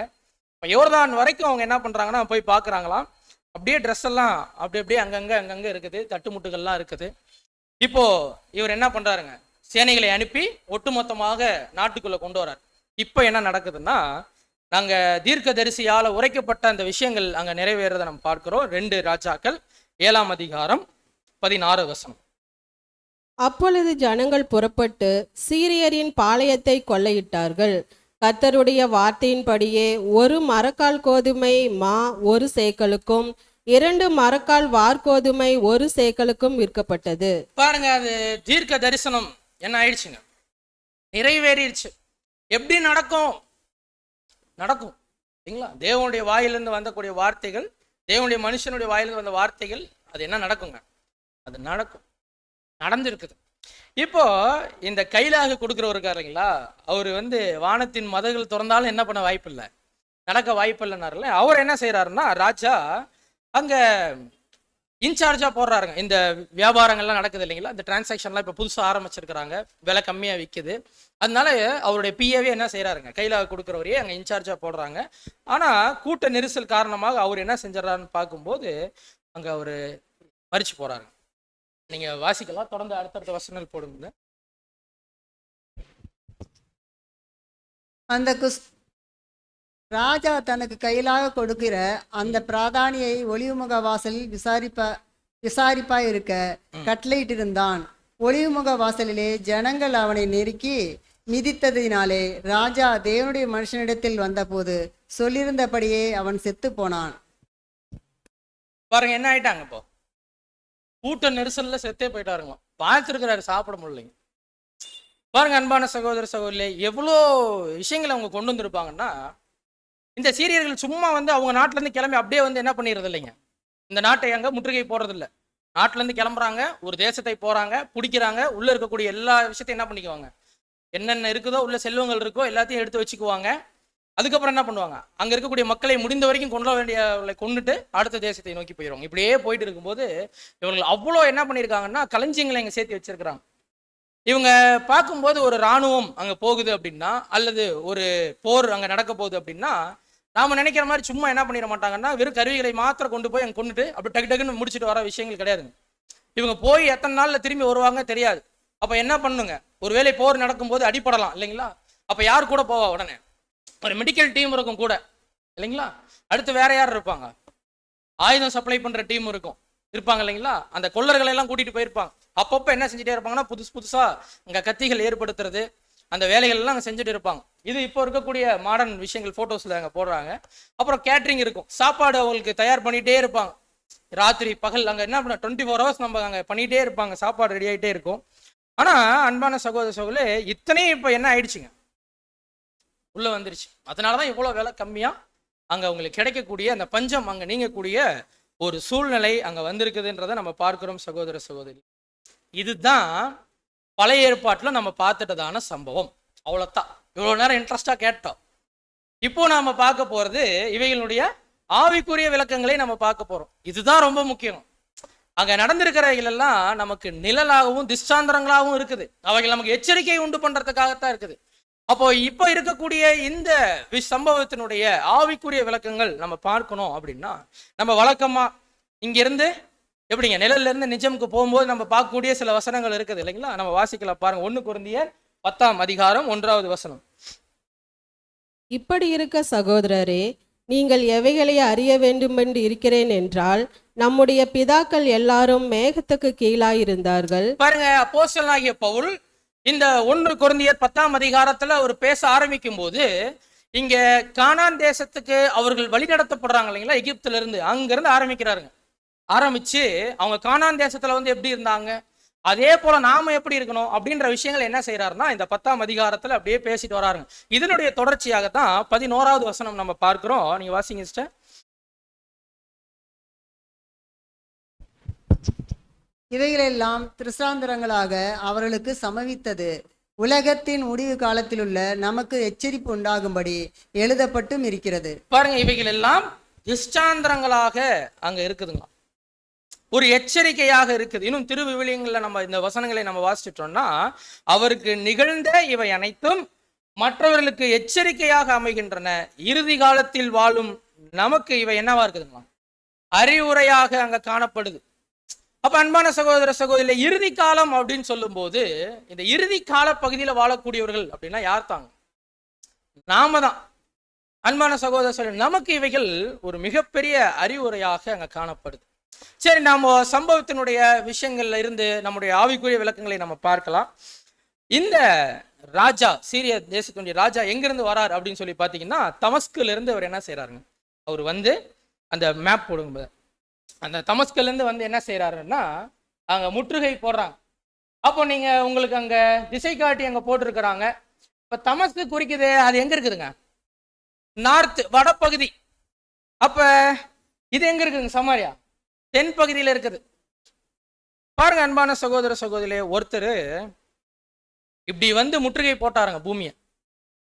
யாருங்க, கண்டுபிடிக்க முடியுதுங்களா? எதை சொல்றாரு? சாத்தான், லூசிஃபர். என்ன செஞ்சிட்டாரு, மேல இருந்து என்ன பண்ணிட்டாருங்க, இப்போ வந்துட்டார். இப்போ தேவன் அவரை பற்றி அங்க பேசக்கூடிய சில வார்த்தைகள் நம்ம பார்க்கலாம். ஏசாயா 10:5 என் கோபத்தின் கோலாகிய அசிரியனுக்கு ஐயோ, அவன் கையில் இருக்கிறது என் சினத்தின் தண்டாயுதம். பாருங்க, அவனுக்கு ஐயோ அப்படிங்கிறார். அப்ப யாரை குறிச்சு தான் பேசுறாங்க அப்படின்னா, இங்க அடையாள பாஷையில யாரைத்தான் குறிப்பிடுறாரு அப்படின்னும் போது சாத்தானை அங்க குறிப்பிடுறாருங்க. லூசிஃபர், விழுந்து போன தூதன் அங்க குறிப்பிடப்படுறார். ஏசாயா 10ஆம் அதிகாரம் 12வது வசனம் வாசிங்க. ஆதலால் ஆண்டவர் சியோன் மலையிலும் எருசலேமிலும் தமது செயலை எல்லாம் முடித்திருக்கும் போது அசிரிய ராஜாவினுடைய பெருமையான நெஞ்சின் வினையையும் அவன் கண்களின் மேட்டின்மையான பார்வையும் நான் விசாரிப்பேன் என்கிறார். பாருங்க, இவரு எவ்வளோ ஒரு மேட்டிமையான தன்மைக்கு போயிருக்கிறார். இதை நான் விசாரிப்பேங்கிறார். எப்போங்க? எருசலேமில் அவருடைய செயல்கள் முடியும் போது. எதை குறிக்குதுங்க? அவர் சீர்திருத்தப்பட்ட அந்த புதியதொரு ராஜ்யத்தில அங்க பேசக்கூடிய விஷயங்கள், அந்த முடிவினுடைய பகுதிகளில் சாத்தான் என்ன செய்யப்படுவாங்க? விசாரிக்கப்படுறார். லூசிஃபர் அங்க விசாரிக்கப்படுறார். அவருடைய பெருமையான எண்ணங்கள், அதைத்தான் இங்க அசிரிய ராஜாவை அடையாளப்படுத்தி அங்க பேசுறாரு. என்ன பெருமை? தேவனுக்கு என்ன செய்வாங்க? ஒப்பாக அங்க மாறுவேன். யாருக்கு ஒப்பாய் மாறுவேன்னு சொல்றாருங்க அவர்? உன்னதமான ஒரு கோப்பாய் நான் மாறுவேன் என்று அங்க சொல்றாரு. அப்ப பார்க்கும்போது இவருடைய தன்மை எந்த மாதிரியான ஒரு தன்மை தெரியுங்களா? சாத்தானுடைய தன்மை எப்படி இருந்திருக்குதுன்னா, நீங்க ஏசாயா 10ஆம் அதிகாரம் 5வது வசனம் வாசிங்க. 15. கோடாரியானது தன்னால் வெட்டுகிறவனுக்கு விரோதமாய் மேன்மை பாராட்டலாமோ? பாருங்க, கோடாரியை கையில வச்சுட்டு இருக்கிறவரு, கையில கோடாரியை வச்சுட்டு இருக்கிறார் ஒருத்தர். இந்த கோடாரி அவருக்கு விரோதமா அங்க நடக்குங்களா? முடியுமா? அது நினைக்கலாம், ஆனா என்ன செய்ய முடியாதுங்க, அங்க முடியாது. அன்பான சகோதர சகோதரி வாசிங்க சிஸ்டர். வாளானது தன்னை கையாடுகிறவனுக்கு விரோதமாய் பெருமை பாராட்டலாமோ? பாருங்க, ஒருத்தர் கையில வாள் வச்சிருக்கிறாருன்னா அவர் வீசினாதான் என்ன பண்ணுங்க, வாள் வீசும். அவர் எடுத்தாதான் வாள் என்ன பண்ண முடியும், கீழே இருந்து மேல வரும். ஆனா நான் இல்லாம நீ இல்லைன்னு என்ன பண்ண முடியாதுங்க, வாளால அந்த பட்டயத்தினால என்ன செய்ய முடியாது, பேச முடியாது. காரணம், அதை கையாளக்கூடியவர்கிட்ட தான் அந்த திறமை இருக்குது. எவ்வளவு பெரிய பட்டயமாக இருந்துட்டாலும் கையாளக்கூடியவருக்கு திறமை இல்லைன்னு வச்சுக்கோங்க, அதை கையாள தெரியலன்னு வச்சுக்கோங்க, என்ன செய்ய முடியாது, இந்த பட்டயம் இருக்கிறதே வீண் இல்லைங்களா? அப்ப அது போல அங்க பெருமை பாராட்டலாமோ என்று கேட்கிறாரு. அடுத்து வாசிங்க சிஸ்டர். பாராட்டினால் தடியானது தன்னை பிடித்தவனை மிரட்டினார் போலவும், கோலானது நான் மரக்கட்டை அல்லவென்று எழும்பினார் போலவும் இருக்குமே. பாருங்க எப்படி சொல்றாரு பாருங்க. கையில ஒரு குச்சி பிடிச்சிட்டு இருக்கிறோம்னா, அந்த குச்சி நாம கையில பிடிச்சிருக்கிற குச்சி நம்மள மிரட்டுற மாதிரி இருக்குங்களா? எப்படி பாருங்க, தேவனுக்கு விரோதமா இப்படித்தான் சாத்தானுடைய செய்கை அங்க இருக்குது. அப்படி அவங்க சொல்லும் போது அந்த ஒரு மரக்கட்டை, அவர் வந்து எப்படித்தான் இருக்கிறாங்க, ஒரு மரத்தால செய்யப்பட்ட ஒரு கட்டை தான் அந்த குச்சி. ஆனா நான் மரம் இல்லை, நான் பெரிய ஆளு அப்படின்னு அது பேசிட்டு இருந்தா அது எப்படி இருக்கும், கையில உடைச்சு போறதுக்கு ஒரு நிமிஷம் கூட ஆகாது இல்லைங்களா? பாருங்க சகோதர சகோதரிகளே, அப்படியான விஷயம்தான் இந்த மேன்மை பாராட்டுகிறதான விஷயம் யாருக்குள்ள வந்துருச்சுன்னா, அங்க விழுந்து போகக்கூடிய தூதன் லூசிபர் எடுத்து அங்க வருது.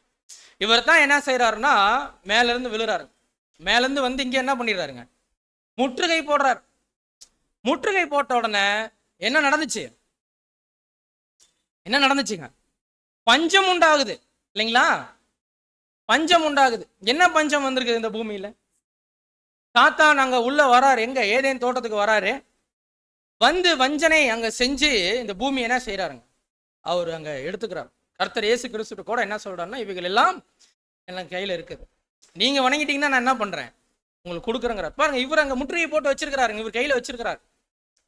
அன்பான சகோதர சகோதரிகளே, என்ன பஞ்சம் உண்டாயிருச்சுன்னா, தேவனுடைய வார்த்தைகள், அவருடைய வசனங்கள் இல்லைங்களா, அவரோடு உண்டான தொடர்பு என்ன ஆயிடுச்சுன்னா மனுஷங்கள்கிட்ட கட்டாயிடுச்சு. ஒரு மாபெரும் பஞ்சம் அன்பான சகோதர சகோதரிகளே அங்க வந்திருக்குது. இதனுடைய நிலைமை எந்த அளவுக்கு மோசமாக அங்க போயிருக்குது அப்படின்னு நம்ம பார்க்கணும்னா, முதல்ல பாருங்க ஆமோஸ் 8:11 வாசிக்கலாம். எந்த மாதிரியான பஞ்சம் அப்படின்னு சொல்லி நம்ம வாசிக்கலாம்.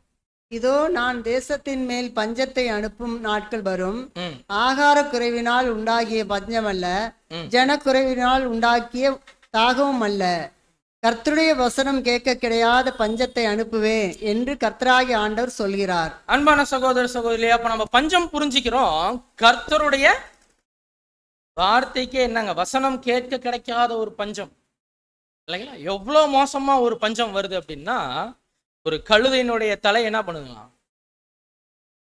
பல லட்சங்களுக்கு விற்கக்கூடிய அளவுக்கு அங்க பஞ்சம் வருதுங்களா இல்லைங்களா? நம்ம பார்க்கலாம் கழுதை அங்க எதை அடையாளப்படுத்துது அப்படின்னு சொல்லி நம்ம பார்க்கும்போது, கழுதை எதை அடையாளப்படுத்துங்க, உபதேசம்.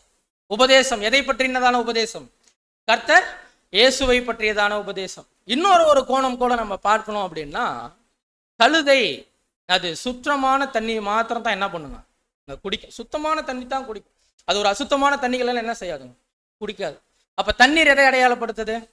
சத்தியத்தை அடையாளப்படுத்துது. சுத்தமான தண்ணீரை குடிக்கக்கூடிய ஒரு கழுதை யாருங்க?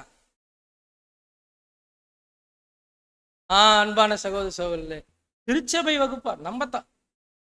அப்போ நம்ம பார்க்கும்போது அதனுடைய தலைனா யாருங்க? கர்த்தர் இயேசு. அப்ப கர்த்தர் இயேசுவை குறித்தான உபதேசம் இல்லைங்களா, அதுதான் என்னன்னு சொல்லி பார்க்கும்போது அவ்வளோ வேல்யூ ஆயிடுச்சுங்களா. அந்த உபதேசம்க்கு அவ்வளோ வேல்யூ ஆயிடுச்சு. பொதுவாகவே நம்ம கழுதை, ஒட்டகம் இதெல்லாம் நம்ம பார்க்கும்போது வேதாகமத்தில் உபதேசத்திற்கு அங்கே அடையாளமாக நம்ம பார்க்கிறோம். அன்பான சகோதர சகோதரி, நீங்க வாசிங்க 2 கொரிந்தியர் 4ஆம் அதிகாரம் 4வது வசனம். தேவனுடைய சாயலாய் இருக்கிற கிறிஸ்துவின் மகிமையான சுவிசேஷத்தின் ஒளி அவ்விசுவாசிகளாகிய அவர்களுக்கு பிரகாசமாய் இராதபடிக்கு இப்பிரபஞ்சத்தின் தேவனானவன் அவர்களுடைய மனதை குருடாக்கினான். பாருங்க, இவர் முற்றுகை போட்டு இந்த பிரபஞ்சத்தினுடைய தேவனாக அங்க மாறி இருக்கிறார். இதனால என்ன ஆயிடுச்சுங்க, மனக்கண்கள் அங்க குருடாக்கப்பட்டுருச்சு.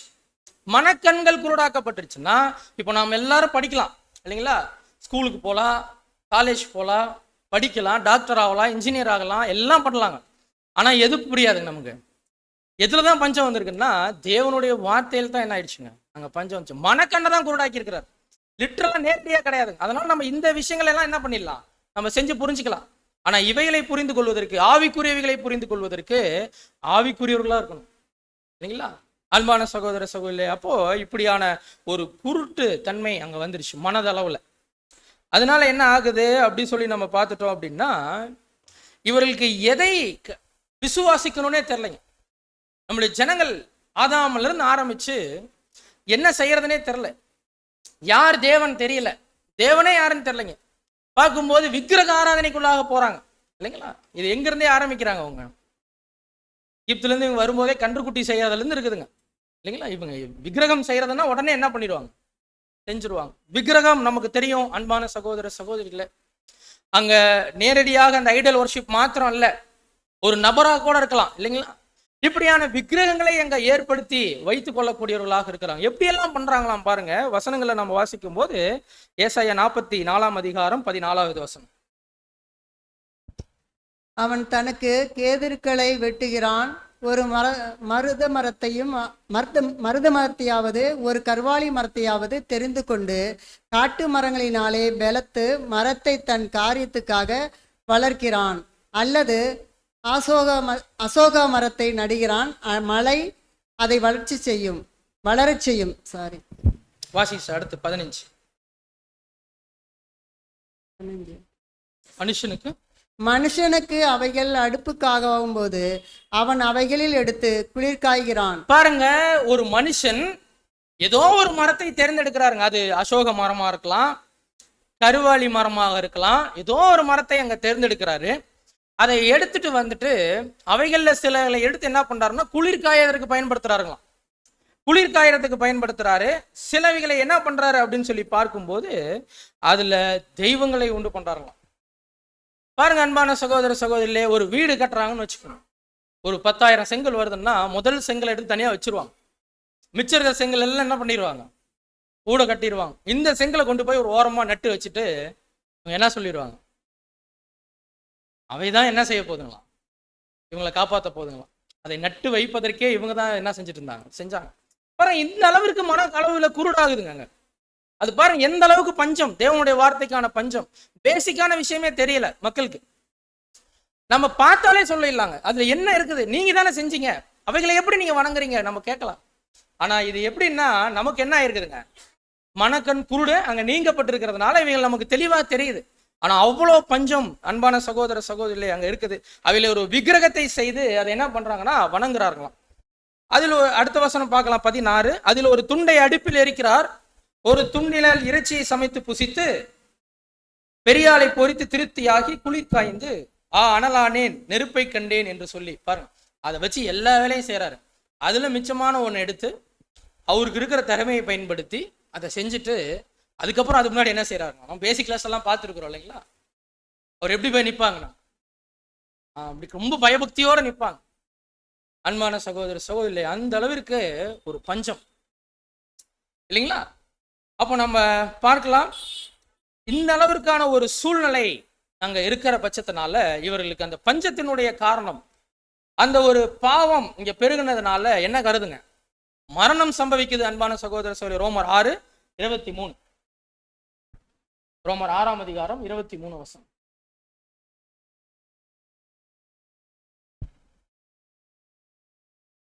இதான் பாவத்தின் மரணம்.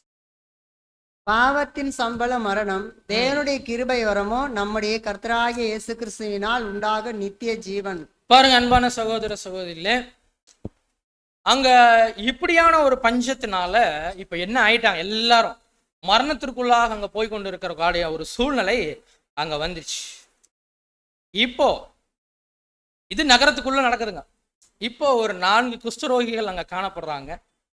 குஷ்டரோகிகள் யாருன்னு சொல்லி பார்க்கும்போது இவர்களால் ஒதுக்கி வைக்கப்பட்ட ஒரு ஜனங்கள் தான் இல்லைங்களா? இவங்க என்ன நினைக்கலன்னா, நம்மளை ஒதுக்கி தானே வச்சிருந்தாங்க, நாம ஏன் இவங்களுக்கு போய் என்ன சொல்லணும்னு அவங்க நினைக்கல. மாறா என்ன பண்றாங்கன்னா, இவர்கள் போய் சொல்றாங்க. இவங்க நியாய பிரமாணத்தின்படி நம்ம பார்க்கும்போது என்னாகும், 5ஆம் அதிகாரம் 2வது வசனம் வாசிங்க. 5:2. குஷ்டரோகிகள் யாவரையும், பிரமேயம் உள்ளவர்கள் யாவரையும், சவத்தினால் தீட்டுப்பட்டவர்கள் யாவரையும் பாளையத்திலிருந்து விலக்கிவிட இஸ்ரவேல் புத்திரருக்கு கட்டளையிடு. பாருங்க, இப்படியாக அங்க ஒதுக்கி வைக்கப்பட்டவர்களாக யார் இருந்துட்டாங்கன்னா இந்த குஷ்டரோகிகள் இருந்துட்டாங்க. இவர்கள் யாரை அடையாளப்படுத்துறாங்க, கண்டுபிடிக்க முடியுங்களா? சரி, இன்னொரு வசனம் வாசிக்கலாம் பாருங்க. எபிரேயர் 13:11. ஏனென்றால் எந்த மிருகங்களுடைய இரத்தம் பாவங்களின் நிமித்தமாக பரிசுத்த ஸ்தலத்துக்குள் பிரதான ஆசாரியனாலே கொண்டு வரப்படுகிறதோ அந்த மிருகங்களின் உடல்கள் பாளையத்துக்கு புறம்பே சுட்டரிக்கப்படும். பாருங்க, இந்த வசனம் புரியுதுங்களா? எந்த மிருகத்தினுடைய ரத்தம் பாவத்தின் நிமித்தமாக பரிசுத்த ஸ்தலத்திற்குள் கொண்டு வரப்படுதோ அவங்களுடைய உடல்கள் எங்க கொண்டு போகணுங்களாம்? அன்பான சகோதர சகோதரிகளே, நிழல் நிஜம் என்னதுங்க, கர்த்தர் இயேசு இல்லைங்களா? நம்ம வாசிக்கலாம் பாருங்க, எபிரேயர் 13:12. அந்தபடியே இயேசுவும் தம்முடைய சொந்த இரத்தத்தினாலே ஜனத்தை பரிசுத்தம் செய்யும்படியாக நகர வாசலுக்கு புறம்பே பாடுபட்டார். பாருங்க, இவர் நகர வாசலுக்கு புறம்பே என்ன செஞ்சுட்டாருங்க, பாடுபட்டார். இப்ப நாம கூட என்ன செய்ய வேண்டி இருக்குதுன்னா, அன்பான சகோதர சகோதரில அதான் போகணும், பாளையத்துக்கு புறம்பே போக வேண்டியது இருக்குது. இப்படியான ஒரு விஷயம் இந்த குஷ்டரோகிகளுக்கு கிடைக்குது. இவங்க போய் பார்க்கும்போது என்ன பண்றாங்க, அங்க ஃபுல்லா சாப்பாடு அவ்வளோ கிடைக்குதுங்க. இவைகள் எல்லாம் ஏதோ குஷ்டரோகிகள் விசேஷித்தமானவர்கள் அப்படின்னு கிடையாது. யார் இந்த குஷ்டரோகிகள் கண்டுபிடிக்க முடியுதுங்களா? நாம தாங்க இல்லைங்களா? நாமும் தேவனுடைய வார்த்தைகளை அங்க போய் நம்ம பார்க்கும்போது அளவு கடந்து கிடைக்குதுங்க. தங்கம் இருக்குது, வெள்ளி இருக்குது, இதெல்லாம் எந்த குறிக்குதுங்க? சத்தியத்தை எங்க குறிக்குது. அவ்வளோ கிடைக்குது, உணவு எல்லாம் கிடைக்குதுங்க. இவைகள் எல்லாம் அங்க இவர்கள் ஏதோ நன்மை செஞ்சுட்டாங்க அப்படின்னு இல்லை, மாறாக தேவன் இவர்கள் மேல வைத்திருந்தான ஒரு கிருபை இல்லைங்களா? நீங்க வாசிக்கணும்னா நீங்க வீட்டில் போய் வாசிச்சு பாருங்க. அனுதின பரலோக மன்னால ஜூன் 18 மற்றும் ஜூன் 20 ஆகிய நாட்கள்ல குறிப்பிடப்பட்டிருக்கிற மன்னால இதை குறித்து அங்க சகோதரர் தெளிவா பேசுறார். அப்ப இவர்கள் ஏதோ ஒரு புண்ணியம் செய்தவர்களாக இல்லை, மாறாக குஷ்டம் பிடித்தவர்களாக அங்க காணப்படக்கூடியவர்களாக இருந்தாங்க. இவர்களை ஒதுக்கி வைக்கக்கூடியவர்களாகத்தான் இவங்க என்ன பண்ணிட்டாங்க, அங்க காணப்பட்டுட்டாங்க. அப்ப நாம் கூட சகோதர சகோதரிகளே இப்படியாக பாளையத்திற்கு புறம்பாக என்ன செய்ய வேண்டியிருக்குன்னா போக வேண்டி இருக்குது. எபிரேயர் 13:13 வாசிங்க. ஆகையால் நாம் அவருடைய நிந்தையை சுமந்து பாளையத்துக்கு புறம்பே அவரிடத்திற்கு புறப்பட்டு போக கடவோம். நாம் கூட என்ன செய்ய வேண்டி இருக்குதுங்க, பாளையத்துக்கு புறம்பா போகணும். ஏன்னா நாம ஒன்றும் பரிசுத்தவான்களாக அங்க இல்லை இல்லைங்களா? ஏசாயா 64:6 கூட வாசிங்க. நாங்கள் அனைவரும் தீட்டானவர்கள் போல இருக்கிறோம், எங்களுடைய நீதிகள் எல்லாம் அழுக்கான கந்தையை போல இருக்கிறது. நாங்கள் அனைவரும் இலைகளைப் போல் உதிருகிறோம், எங்கள் அக்கிரமங்கள் காற்றை போல் எங்களை அடித்து கொண்டு போகிறது. பாருங்க, நாம மேன்மை பாராட்டுகிறதுக்கு நம்ம கிட்ட ஒரு நன்மையும் கிடையாது இல்லைங்களா? ஞானிகள் அங்க மேன்மை பாராட்டுகிறதை குறித்து, தங்களை ஞானியாக நினைத்து மேன்மை பாராட்டுகளை குறித்து அங்க நீங்க வாசிக்கணும்னா நீங்க இரவின் கீதங்கள்ல நீங்க வாசிக்கலாம். ஜூன் 20 மற்றும் அக்டோபர் 12 ஆகிய 2 நாட்கள்ல ரசல் இதை பேசுறார். அவருடைய வசனத்திற்கான விளக்கங்கள் அங்க பேசியிருக்கிறார். நாம மேன்மை பாராட்டுறதுக்கு ஒண்ணுமே இல்லைங்க.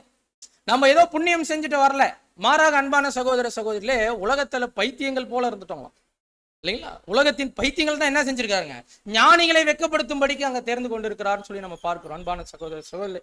அப்ப நம்ம பார்க்கும்போது இந்த இரைச்சல் சத்தம் அங்க கேட்குது. இவங்க என்ன பண்றாங்க, எல்லாத்தையும் அப்படி அப்படியே விட்டுட்டு அங்க ஓடி போறாங்க. என்னெல்லாம் விட்டுட்டு போறாங்க, என்னெல்லாம் விட்டுட்டு போனாங்க, எது எது எங்கெங்க என்னென்ன இருந்துச்சோ அப்படியே விட்டுப்போம். தட்டு விட்டுட்டு போறாங்க இல்லைங்களா, சாப்பாடு விட்டுட்டு போயிடுறாங்க, ட்ரெஸ் விட்டுட்டு போயிடுறாங்க. முதல்ல இந்த குஷ்டரோகிகள் இப்ப போய் பார்த்தோன்னா ஒரு கூடாரத்துக்குள்ள போறாங்க.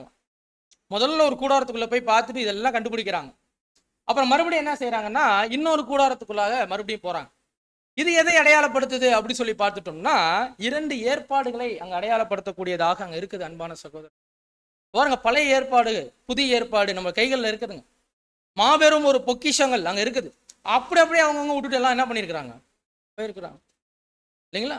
இப்ப கர்த்தர் இயேசுவை குறித்ததான ஒரு சுவிசேஷத்தை சொல்லணும் அப்படின்னா, பாருங்க, நீங்கள் ஆசீர்வாதமா இருப்பீர்கள் அப்படி சொல்லிட்டாங்கன்னா, பாஸ்டர் வந்து சொல்றாருன்னு வச்சுங்க, ஒரு போதகர் சொல்றாரு, உடனே என்ன கிடைக்குங்க உங்களுக்கு, உடனே பைபிளே என்ன ஆயிடுங்க உங்களுக்கு, காணிக்கை பெட்டி ஆயிரும் இல்லைங்களா?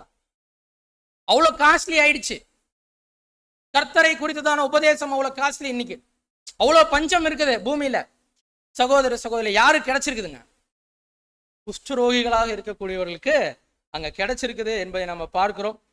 நீங்க வாசிக்கலாம் பாருங்க, 2 ராஜாக்கள் 7:8. அந்த குஷ்டரோகிகள் பாளையத்தின் முன்னணியை மட்டும் வந்தபோது ஒரு கூடாரத்திற்குள் பிரவேசித்து புசித்து குடித்து அதிலிருந்து வெள்ளியையும் பொன்னையும் வஸ்திரங்களையும் எடுத்துக்கொண்டு போய் ஒளித்து வைத்து திரும்பி வந்து வேறொரு கூடாரத்திற்குள் பிரவேசித்து அதிலிருந்தும் அப்படியே எடுத்துக்கொண்டு போய் ஒளித்து வைத்து. பாருங்க, இப்படியான ஒரு விஷயம் இவங்களுக்கு கிடைக்குது. அப்ப இது எதை அடையாளப்படுத்துது நம்ம வாசிக்கலாம். 1 பேதுரு 1ஆம் அதிகாரம் 7வது வசனம். அழிந்து போகிற பொன் அக்னியினாலே சோதிக்கப்படும், அதை பார்க்கிலும் அதிக விலையேற பெற்றதாயிருக்கிற உங்கள் விசுவாசம் சோதிக்கப்பட்டு. பாருங்க, அங்க இருக்கக்கூடியதான பொன் அது என்ன ஆகுங்க, அது அழிஞ்சு போகும் இல்லைங்களா? ஆனா எது வந்து என்ன ஆகாதுங்க, ஆமாங்க, அது சோதிக்கப்பட்டு என்ன ஆகணும் தெரியுங்களா, புகழ்ச்சியும் கனமும் மகிமை உண்டாக காணப்படும். அப்ப நம்ம வேதாகமல பார்க்கிறோம், மகா பரிசுத்தமான விசுவாசம். தேவன் யாரு, கர்த்தர் யாரு, பரிசுத்த ஆவினா என்ன நமக்கு தெரியாது முன்னாடி இல்லைங்களா? இப்படியான ஒரு சூழ்நிலைக்குள்ளதான் நம்மளும் இருந்துட்டோம். இன்னைக்கு கூட அநேக சகோதரர்கள் என்ன செஞ்சிருந்தாங்க, ராத்திரி எல்லாம் போய் என்ன பண்ணியிருந்தாங்க, போய் மிட் நைட் பிரேயர் எல்லாம் போறாங்க இல்லைங்களா? அன்பான சகோதர சொல்ல, அப்படி ஒரு பஞ்சமான ஒரு சூழ்நிலை, ஏதாவது கிடைக்காதா அப்படி ஒரு சூழ்நிலை அங்க இருக்கும்போது குஷ்டரோகிகள் எப்படி கிடைச்சிருக்குதுங்க, அவங்க என்ன பண்றாங்க, எடுத்துட்டு போய் புதைச்செல்லாம் வைக்கிறாங்களாம். அவ்வளோ கிடைச்சிருக்குதுங்க. பாருங்க எவ்வளவு பஞ்சம் அங்க நிலவிட்டு இருக்குது. இவங்களுக்கு எப்படி இருக்குது பாருங்க. அந்த விஷயமே அங்க அவங்களுக்கு புரிஞ்சுக்கிறதுக்கே கொஞ்சம் நேரம் ஆகுதுங்க. இது ஒரு மாபெரும் விஷயம். இது இந்த பொன் சத்தியம் இல்லைங்களா, நம்ம அதை புரிஞ்சுக்கணும். வெள்ளி இவைகள் கர்த்தர் இயேசு கிறிஸ்துவை குறித்ததான சுவிசேஷம். இவைகளை புரிஞ்சுட்டு நாம பெற்றுக்கொண்டு நாம முழுமையாக திருப்தி அடைஞ்சு அதுக்கப்புறம் தான் என்னவே ஆகுதுங்க, நற்செய்தியை போய் அறிவிக்கணும் அப்படின்னு தெரிஞ்சுக்கிறோம் இல்லைங்களா? அதான் அந்த குஷ்டரோகிகள் பண்ணாங்க. எங்க போய் சொல்றாங்க குஷ்டரோகிகள் பாருங்க, வாசிங்க 2 ராஜாக்கள் 7ஆம் அதிகாரம் 9வது வசனத்துல நம்ம பார்க்கிறோம், இந்நாள் நற்செய்தி அறிவிக்கும் நாள் அப்படின்னு சொல்லிட்டு அவங்க கிளம்புறாங்க. யாரை போய் பார்த்து பேச முடியலைங்க, ஆமாங்க, எங்கதான் போய் நின்று பேசுறாங்க. அன்பான சகோதர சகோதரி, இன்றைய நாள்ல கூட நம்ம டிராக்ஸ் எல்லாம் கொடுக்க போறோம் இல்லைங்களா, எங்கதான் போய் நின்று கொடுக்குறோம். ஆமா, உள்ள போக முடியாது, விட மாட்டாங்க, ஒதுக்கப்பட்டவர்களா தான் இருக்கிறாங்க இல்லைங்களா? ஆனாலும் இந்த குஷ்டரோகிகள் என்ன செஞ்சிருந்தாங்கன்னு பார்க்கும்போது, அவர்கள் பெற்றுக்கொண்ட அந்த விஷயங்களை அங்க ஜனங்களுக்கு சொல்வதில் அவ்வளோ ஆர்வம். ஒதுக்கி வச்சிருந்தாலும் பரவாயில்ல இல்லைங்களா? பாருங்க எப்படியான ஒரு மனநிலைமை கொண்டவர்களாக இருந்திருக்கிறாங்க. சகோதர சகோதரிகளே, அந்த ஒரு மனநிலை என்ன செய்யணும், நமக்கு வரணும். வாசல்ல போய் நிற்கும் போது வர்றது யாருன்னு என்ன பண்ணாதுங்க அவங்களுக்கு தெரியுங்களா? ஏன்னா இருட்டோடயே போறாங்க. குஷ்டரோகிகள் அப்படித்தானே போனாங்க, இருட்டோட போறாங்க. யார் வராங்கன்னு தெரியாது. சீரிய நாட்டினுடைய சோல்ஜர்ஸ் வராங்களா, குஷ்டரோகிகள் வராங்களா தெரியாது. வரும்போது என்ன கூட பண்ணிடலாம், பொண்ணு கூட போட்டுடலாங்க.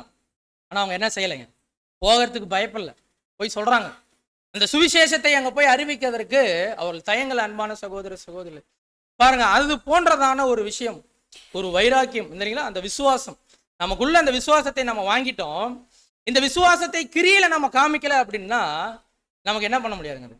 அது என்னவா இருக்குதுங்க? அப்புறம் அது செத்ததா இருக்குதுங்க.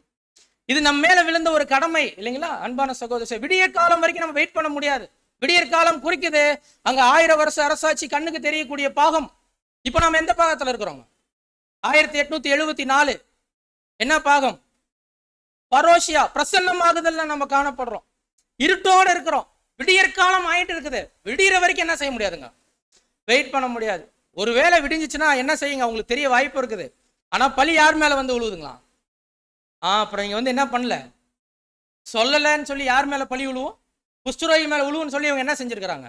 இருட்டோடையே கிளம்பி போறாங்க. அன்பான சகோதர சகோதரர், அப்படியான ஒரு விஷயம் இப்ப நாம் கூட என்ன செய்யணும் அப்படின்னா, தேவனுடைய ராஜ்யம் கண்ணுக்கு தெரியும் போது அவங்களுக்கு சத்தியம் தெரிஞ்சா போதும் அப்படி இருந்துக்கலாங்களா? அவர்கள் நம்மளை கொன்று போட்டாலும் பரவாயில்லைங்க. அன்பான சகோதர சகோதரிகள், அவங்க நமக்கு என்ன ஒரு சூழ்நிலை நேரிட்டாலும் பரவாயில்ல, அந்த விசுவாசத்தை நமக்கு கிடைச்சிட்ட அந்த மகா பரிசுத்தமான விசுவாசம் நம்ம கிடைச்சிட்டதான அந்த மாபெரும் பொக்கிஷம், அவர்கள் என்ன செய்யணுங்க, பஞ்சத்துல காணப்படுறாங்க. அவர்களுக்கு கூட நிறைவாகும்படி அங்க பெற்றுக்கொள்ளும்படி நம்ம போய் என்ன செய்ய வேண்டியிருக்குன்னா, அங்க சுவிசேஷத்தை அங்க அறிவிக்கக்கூடியவர்களாக கூட நம்ம காணப்படுறோம். அன்பான சகோதர சகோதரி, நீங்க வாசிங்க, பின்வரும் நாட்கள்ல அங்க நடக்கக்கூடிய விஷயங்கள். ஆகாய் 2ஆம் அதிகாரம் 7வது வசனம். சகல ஜாதிகளையும் அசைய பண்ணுவேன், சகல ஜாதிகளாலும் விரும்பப்பட்டவர் வருவார், இந்த ஆலயத்தை மகிமையினால் நிறைய பண்ணுவேன் என்று சேனைகளின் கர்த்தர் சொல்லுகிறார். பாருங்க, அந்த காலம் வரும்போது, ஒரு காலம் வரும், அப்போ இந்த ஜாதிகளை அசைய பண்ணுவார்கள். அப்போ என்ன சொல்றாருங்க, ஆங்கிலத்துல பார்க்கும்போது I will shake all the nations, நாடுகள் தேசங்கள் அசைய பண்ணுவார் தேவன். அப்போ கர்த்தர் அங்க அவருடைய பிரசன்னமாகுதல் இப்போ நம்ம பார்க்கிறோம். அந்த இருட்டோட இருக்கிறோம், ஆனா அவர்களுக்கு நம்ம என்ன செய்யணும், இப்பவே போய் சொல்லணும். இவைகள் நம்ம மேல விழுந்த கடமையாக அங்க இருக்குது. நீங்க வாசிங்க 1 கொரிந்தியர் 9ஆம் அதிகாரம் 16வது வசனம். சுவிசேஷத்தை நான் பிரசங்கித்து வந்தோம், மேன்மை பாராட்ட எனக்கு இடமில்லை, அது என் மேல் விழுந்த கடமையா இருக்கிறது. பாருங்க, என் மேல் விழுந்த கடமைன்னா இதை நாம எப்படி எடுத்துக்கணும்? குறிப்பிட்டவர்களுக்கு மேல் விழுந்த கடமை அப்படி எடுத்துக்கலாங்களா? அப்படி எடுக்க முடியுங்களா? ஒருவேளை வாய்ப்பு இருக்கும் போது நம்ம மேல கிடைச்சிட்ட கடமை அப்படி எடுத்துக்கலாங்களா? இல்ல. சகோதர சகோதரி, எப்படி உடன்படிக்கை பண்ணோம்? என்னுடைய நேரம், என்னுடைய பலன், என்னுடைய ஜீவன், இதெல்லாம் என்னதாங்க, இனிமே உங்களுக்கு தான் சொல்லி நம்ம உடன்படிக்கை செஞ்சிருக்கிறோம். அப்ப ஜீவனை காத்து கொள்வதற்கு நம்ம என்ன செய்யலன்னா வரல. அன்பான சகோதர சகோதரி, மாறாக நம்ம என்ன பண்றோங்க, இவைகள் நம்ம மேல் விழுந்த கடமையாக இருக்குது அப்படின்றதை உணர்ந்தவர்களா நம்ம எல்லாரும் என்ன செய்ய வேண்டியிருக்குன்னா இவைகளை செய்யணுங்க. அன்பான சகோதர சகோதரிகளே, நாம விசுவாசத்தோடு மாத்திரம் நாம் அப்படியே இருந்துட்டு நம்முடைய கிரியைகள்ல எதையுமே காமிக்கல, நம்ம யாருக்கிட்டையும் எதுவுமே போய் சொல்லலைன்னா அவைகள்னால ஒரு பிரயோஜனமும் இல்லைங்க, இல்லைங்களா? வசனம் கூட வாசிங்க, யாக்கோபு 2ஆம் அதிகாரம் 14வது வசனம். என் சகோதரே, ஒருவன் தனக்கு விசுவாசம் உண்டு என்று சொல்லியும் கிரியில் இல்லாதவனானால் அவனுக்கு பிரயோஜனம் என்ன? அந்த விசுவாசம் அவனை ரட்சிக்குமா? பாருங்க, அந்த விசுவாசம் என்ன பண்ணுங்க, ரட்சிக்குமான்னு கேட்கிறார். இப்ப ரட்சிப்பு குறிக்குது என்னதுங்க, நம்முடைய மீட்பு, உயிர்த்தெழுதல் விஷயங்கள், அதான் ரட்சிக்கப்படுது. இந்த பாவத்திலிருந்து மீட்கப்படக்கூடியதான விஷயம் எப்போ நம்ம சரியாக ஓடி முடிச்சு இல்லைங்களா, நம்முடைய சரீரம் விழும்போதுங்களா. இப்ப நாம கூட உயிர்த்தெழுதல் பாடங்களெல்லாம் நம்ம பார்த்தோம். கர்த்தரே பிறக்கும் போது எப்படி இல்லைங்க, அவர் மெசியான்னு சொல்லிட்டா அவர் பிறக்கும் போதே மெசியாங்களா? இல்லைங்களா? ஒருவேளை கர்த்தர் அங்க சிலுவையில மரணம் அங்க வரும்போது அந்த அப்போ ஒரு மெசி ஆயிட்டாருங்களா? அவர் உயிர் தெழும் போது தான் என்ன ஆகுதுங்க, அந்த ஜெயம் கொண்டதாக அங்க அவர் வெளிப்படுத்த தேவனால அந்த ரிவார்டு அப்பதான் கிடைக்குது. அப்பதான் என்ன ஆகுதுங்க, அந்த விஷயம் கிடைக்கும். அப்போ நமக்கு அந்த விசுவாசம் ரட்சிக்கப்படக்கூடியதாக இருக்கணும்னா அது கிரியையில என்ன செய்ய வேண்டி இருக்குதுன்னா நம்ம காண்பிக்க வேண்டியதாக இருக்குது. அந்த வைராக்கியம், பக்தி வைராக்கியத்தை எங்க காண்பிக்கக்கூடியவர்களாக நாம் இருக்கிறோம்.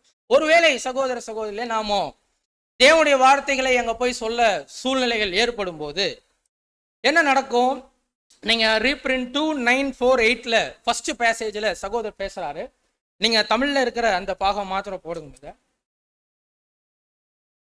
2948 வாசிங்க சார். உண்மையான நற்செய்தியை கேட்பவர்கள் பெரும்பாலும் தங்களுடைய பிரசங்கத்தை கேட்பது இல்லை என்று பாபிலோனுடைய போதகர்களுக்கு பயம் உண்டாகிறது. பாருங்க என்ன ஆகுதுங்களா உங்களுக்கு. பாபிலோனுடைய போதகர்கள் யாருங்க? பெயர் சபை. அவர்களுக்கு என்ன ஆகுதுன்னா உண்மையான சத்தியத்தை அங்க கேட்பவர்கள் தங்களை விட்டு என்ன பண்ணிடுறாங்க, போயிடுறாங்க. நம்ம பேசுறத அவங்க என்ன செய்யறது இல்லை, இனிமே கேட்கறது இல்லை. அப்ப போய் நம்ம ஒரு கழுதையினுடைய தலை இந்த விலைக்கு நம்ம கொடுத்தோம்னா வாங்குவாங்களா? பஞ்சம் இல்லையா. அவங்க எதுக்கு நம்மகிட்ட போய் வாங்க போறாங்க? அப்போ இவர்களுக்கு அந்த பயம் உண்டாகுது. அந்த பயத்தினுடைய வெளிப்பாடு தான் என்ன பண்ணுதுங்க, நம்ம சமீப காலமாலாம் பார்க்குறோம் இல்லைங்களா. அன்பான சகோதர சகோதரி, அந்த விஷயங்கள்லாம் அவருடைய பயத்தினுடைய வெளிப்பாடாக அங்க காணப்படுது. இந்த சூழ்நிலையில நம்முடைய விசுவாசம் அது எப்படி இருக்கணும் இல்லைங்களா. அதை நாம இந்த மாதிரியான சூழ்நிலையில தான் என்ன செய்ய வேண்டியிருக்குதுங்க, நம்ம நிரூபித்து காண்பிக்கொடுக்கிறார்கள். ஏதோ தமிழ்நாட்டில் இப்போ சேலத்துல அந்த ஒரு வாய்ப்பு இல்லைங்களா, நமக்கு அந்த சூழ்நிலை நம்ம இப்போ கடந்து வந்திருக்கிறோம், நம்ம சகோதரர்கள்லாம் கடந்து வந்திருக்கிறோம். இவைகள் நம்ம விசுவாசத்தை இன்னும் உறுதிப்படுத்திக் கொள்வதற்கு அங்க மாறாக அந்த போய் அங்க நின்னோம் அப்படின்னா அவங்க நம்மளை என்ன செஞ்சிருவாங்க, கொன்றுவாங்களோ, இல்லை நம்மளை அவர்கள் ஏற்றுக்கொள்ள மாட்டார்களோ, அப்படி இல்லைங்க. அவங்க என்ன பண்ணிட்டாலும் என்னதாங்க, நம்ம சுவிசேஷத்தை அறிவிக்கக்கூடிய நாளாக இல்லைங்களா இந்த நாள் இப்பவே என்ன செஞ்சணும்னா நாம அங்க போகணும். அன்பான சகோதர சகோதரி, இதுல இருந்து பின்வாங்கவே கூடாது. எப்பவாதெல்லாம் இல்லைங்க, வாய்ப்பு கிடைக்கும் போதெல்லாம். எப்பெல்லாம் வாய்ப்பு கிடைக்குங்க, இது ரொம்ப முக்கியமான பாயிண்டா இருக்கு. எப்பெல்லாம் வாய்ப்பு கிடைக்குங்க, நாம எப்பெல்லாம் செய்யணும்னு மனசு வருதோ அப்பதான் வாய்ப்பு வருங்க, இல்லைன்னா வராது. சும்மாவே இருந்தாலும் என்ன செய்ய மாட்டோம், வாய்ப்பு கிடைக்கலன்னு தான் உட்காந்துட்டு இருப்போம். நமக்கு அந்த மனசு வரணும். அப்ப அன்பான சகோதர சகோதரிகளே, இப்படியான ஒரு சூழ்நிலை அங்க நமக்கான விஷயங்கள் நடைபெறும் போது முடிவு காலத்துல இந்த 1000 வருஷத்துடைய அரசாட்சியில எல்லா ஜாதிகளும் சத்தியத்தை அறிந்திருப்பாங்க. ஆனாலும் அந்த விடியற் கால பகுதி வருது. அடுத்த நாள் என்ன ஆகுது, அந்த பஞ்சம் எல்லாம் நீங்குது. இப்படி காலை பகுதி வந்த உடனே அப்ப அன்ப எப்படி ஆயிடுவாங்க பாருங்க. எசாயா 11ஆம் அதிகாரம் 9வது வசனம். நான் பரிசுத்த பர்வதம் எங்கும் தீங்கு செய்வாரும் இல்லை, சோத்திரம், கேடு செய்வாரும் இல்லை. சமுத்திரம் ஜலத்தினால் நிறைந்திருக்கிறது போல் பூமி கர்த்தரை அறிகிற அறிவியினால் நிறைந்திருக்கிறது. என்ன சொல்றாரு, அந்த விடியற் காலம் வந்ததுக்கு அப்புறம் கர்த்தர் இயேசு கிறிஸ்துவினுடைய அந்த ராஜ்யம் கண்ணுக்கு தெரிகிற பாகத்துல அங்க நிறைஞ்சிருக்கும். ஆனா அதை முதல்ல போய் சொல்லி அவருக்கு அந்த வாய்ப்பை அங்க பெற்றுக்கொள்ளக்கூடியதாக இருக்கக்கூடியவர்களுக்கு முதல் பலனானவர்களுக்கு தான் அந்த வாய்ப்புங்க இல்லைங்களா. அந்த முதல் பலனானவர்கள் ஆவதற்காக நம்ம வந்திருக்கிறோம்னா நம்முடைய விசுவாசம் இன்னும் என்ன செய்யப்பட வேண்டியிருக்குங்க, பலப்பட வேண்டியிருக்குது. ஒவ்வொரு நாளும் நம்ம என்ன செய்யணும்னா இன்னுமாக தேவனுடைய வார்த்தைகளுக்கு செவி கொடுக்கிறவர்களாக, இன்னும் அதிகமாக தேவனோடு நம்ம உறவாடக்கூடியவர்களாக. இந்த பஞ்சத்திலிருந்து நம்ம அப்பதான் வர முடியுங்க வெளியே, இல்லைன்னா போய் மாட்டிடுவோம் இல்லைங்களா. சகோதர ஐக்கியத்துல நாம வளரும் போது நம்மளால என்ன செய்ய முடியும்னா அன்பான சகோதர சகோதரிகளே, இந்த சூழ்நிலைகளிலிருந்து நம்ம என்ன செய்யலாம், பலப்பட்டவர்களாக இன்னும் உற்சாகத்தோடு அநேக ஊழியங்கள் அங்க செய்வதற்கு நமக்கு அங்க வாய்ப்பு கிடைக்கும். ஸோ இதுதான் நம்ம பார்க்கிறோம். என்னதுங்க சப்ஜெக்டோட டைட்டில், நற்செய்தி அறிவிக்கும் நாள். அந்த நாள் என்னைக்குங்க, ஒவ்வொரு நாளும் இருந்தாங்க. ஒவ்வொரு நாள் நமக்கு ஜீவனோடு இருக்கக்கூடிய ஒவ்வொரு நாளும் நற்செய்தி அறிவிக்கக்கூடிய நாள் தான். அன்பான சகோதர சகோதரிகளே, நாம இப்படியான ஒரு வாழ்க்கையை அங்க வாழ்வதற்கும் நம்ம கேட்டுட்ட சத்தியத்தின்படி நம்ம ஜீவிப்பதற்கும் நம்முடைய பிதாவாகிய தேவன் நமக்கு பரிசுத்த ஆவியையும் இன்னும் அதிகமாக சத்தியத்தையும் தந்து நம்மளை தொடர்ந்து வழிநடத்துவாராக. இவ்வளவு நேரம் பொறுமையோடு கேட்டுட்ட சபையாராகிய உங்கள் யாவருக்கும் என்னுடைய தனிப்பட்ட நன்றிகளை நான் தெரியப்படுத்திக் கொள்கிறேன். தேவன் தாமே நம் அனைவரையும் ஆசீர்வதித்து வழிநடத்துவாராக. ஆமென்.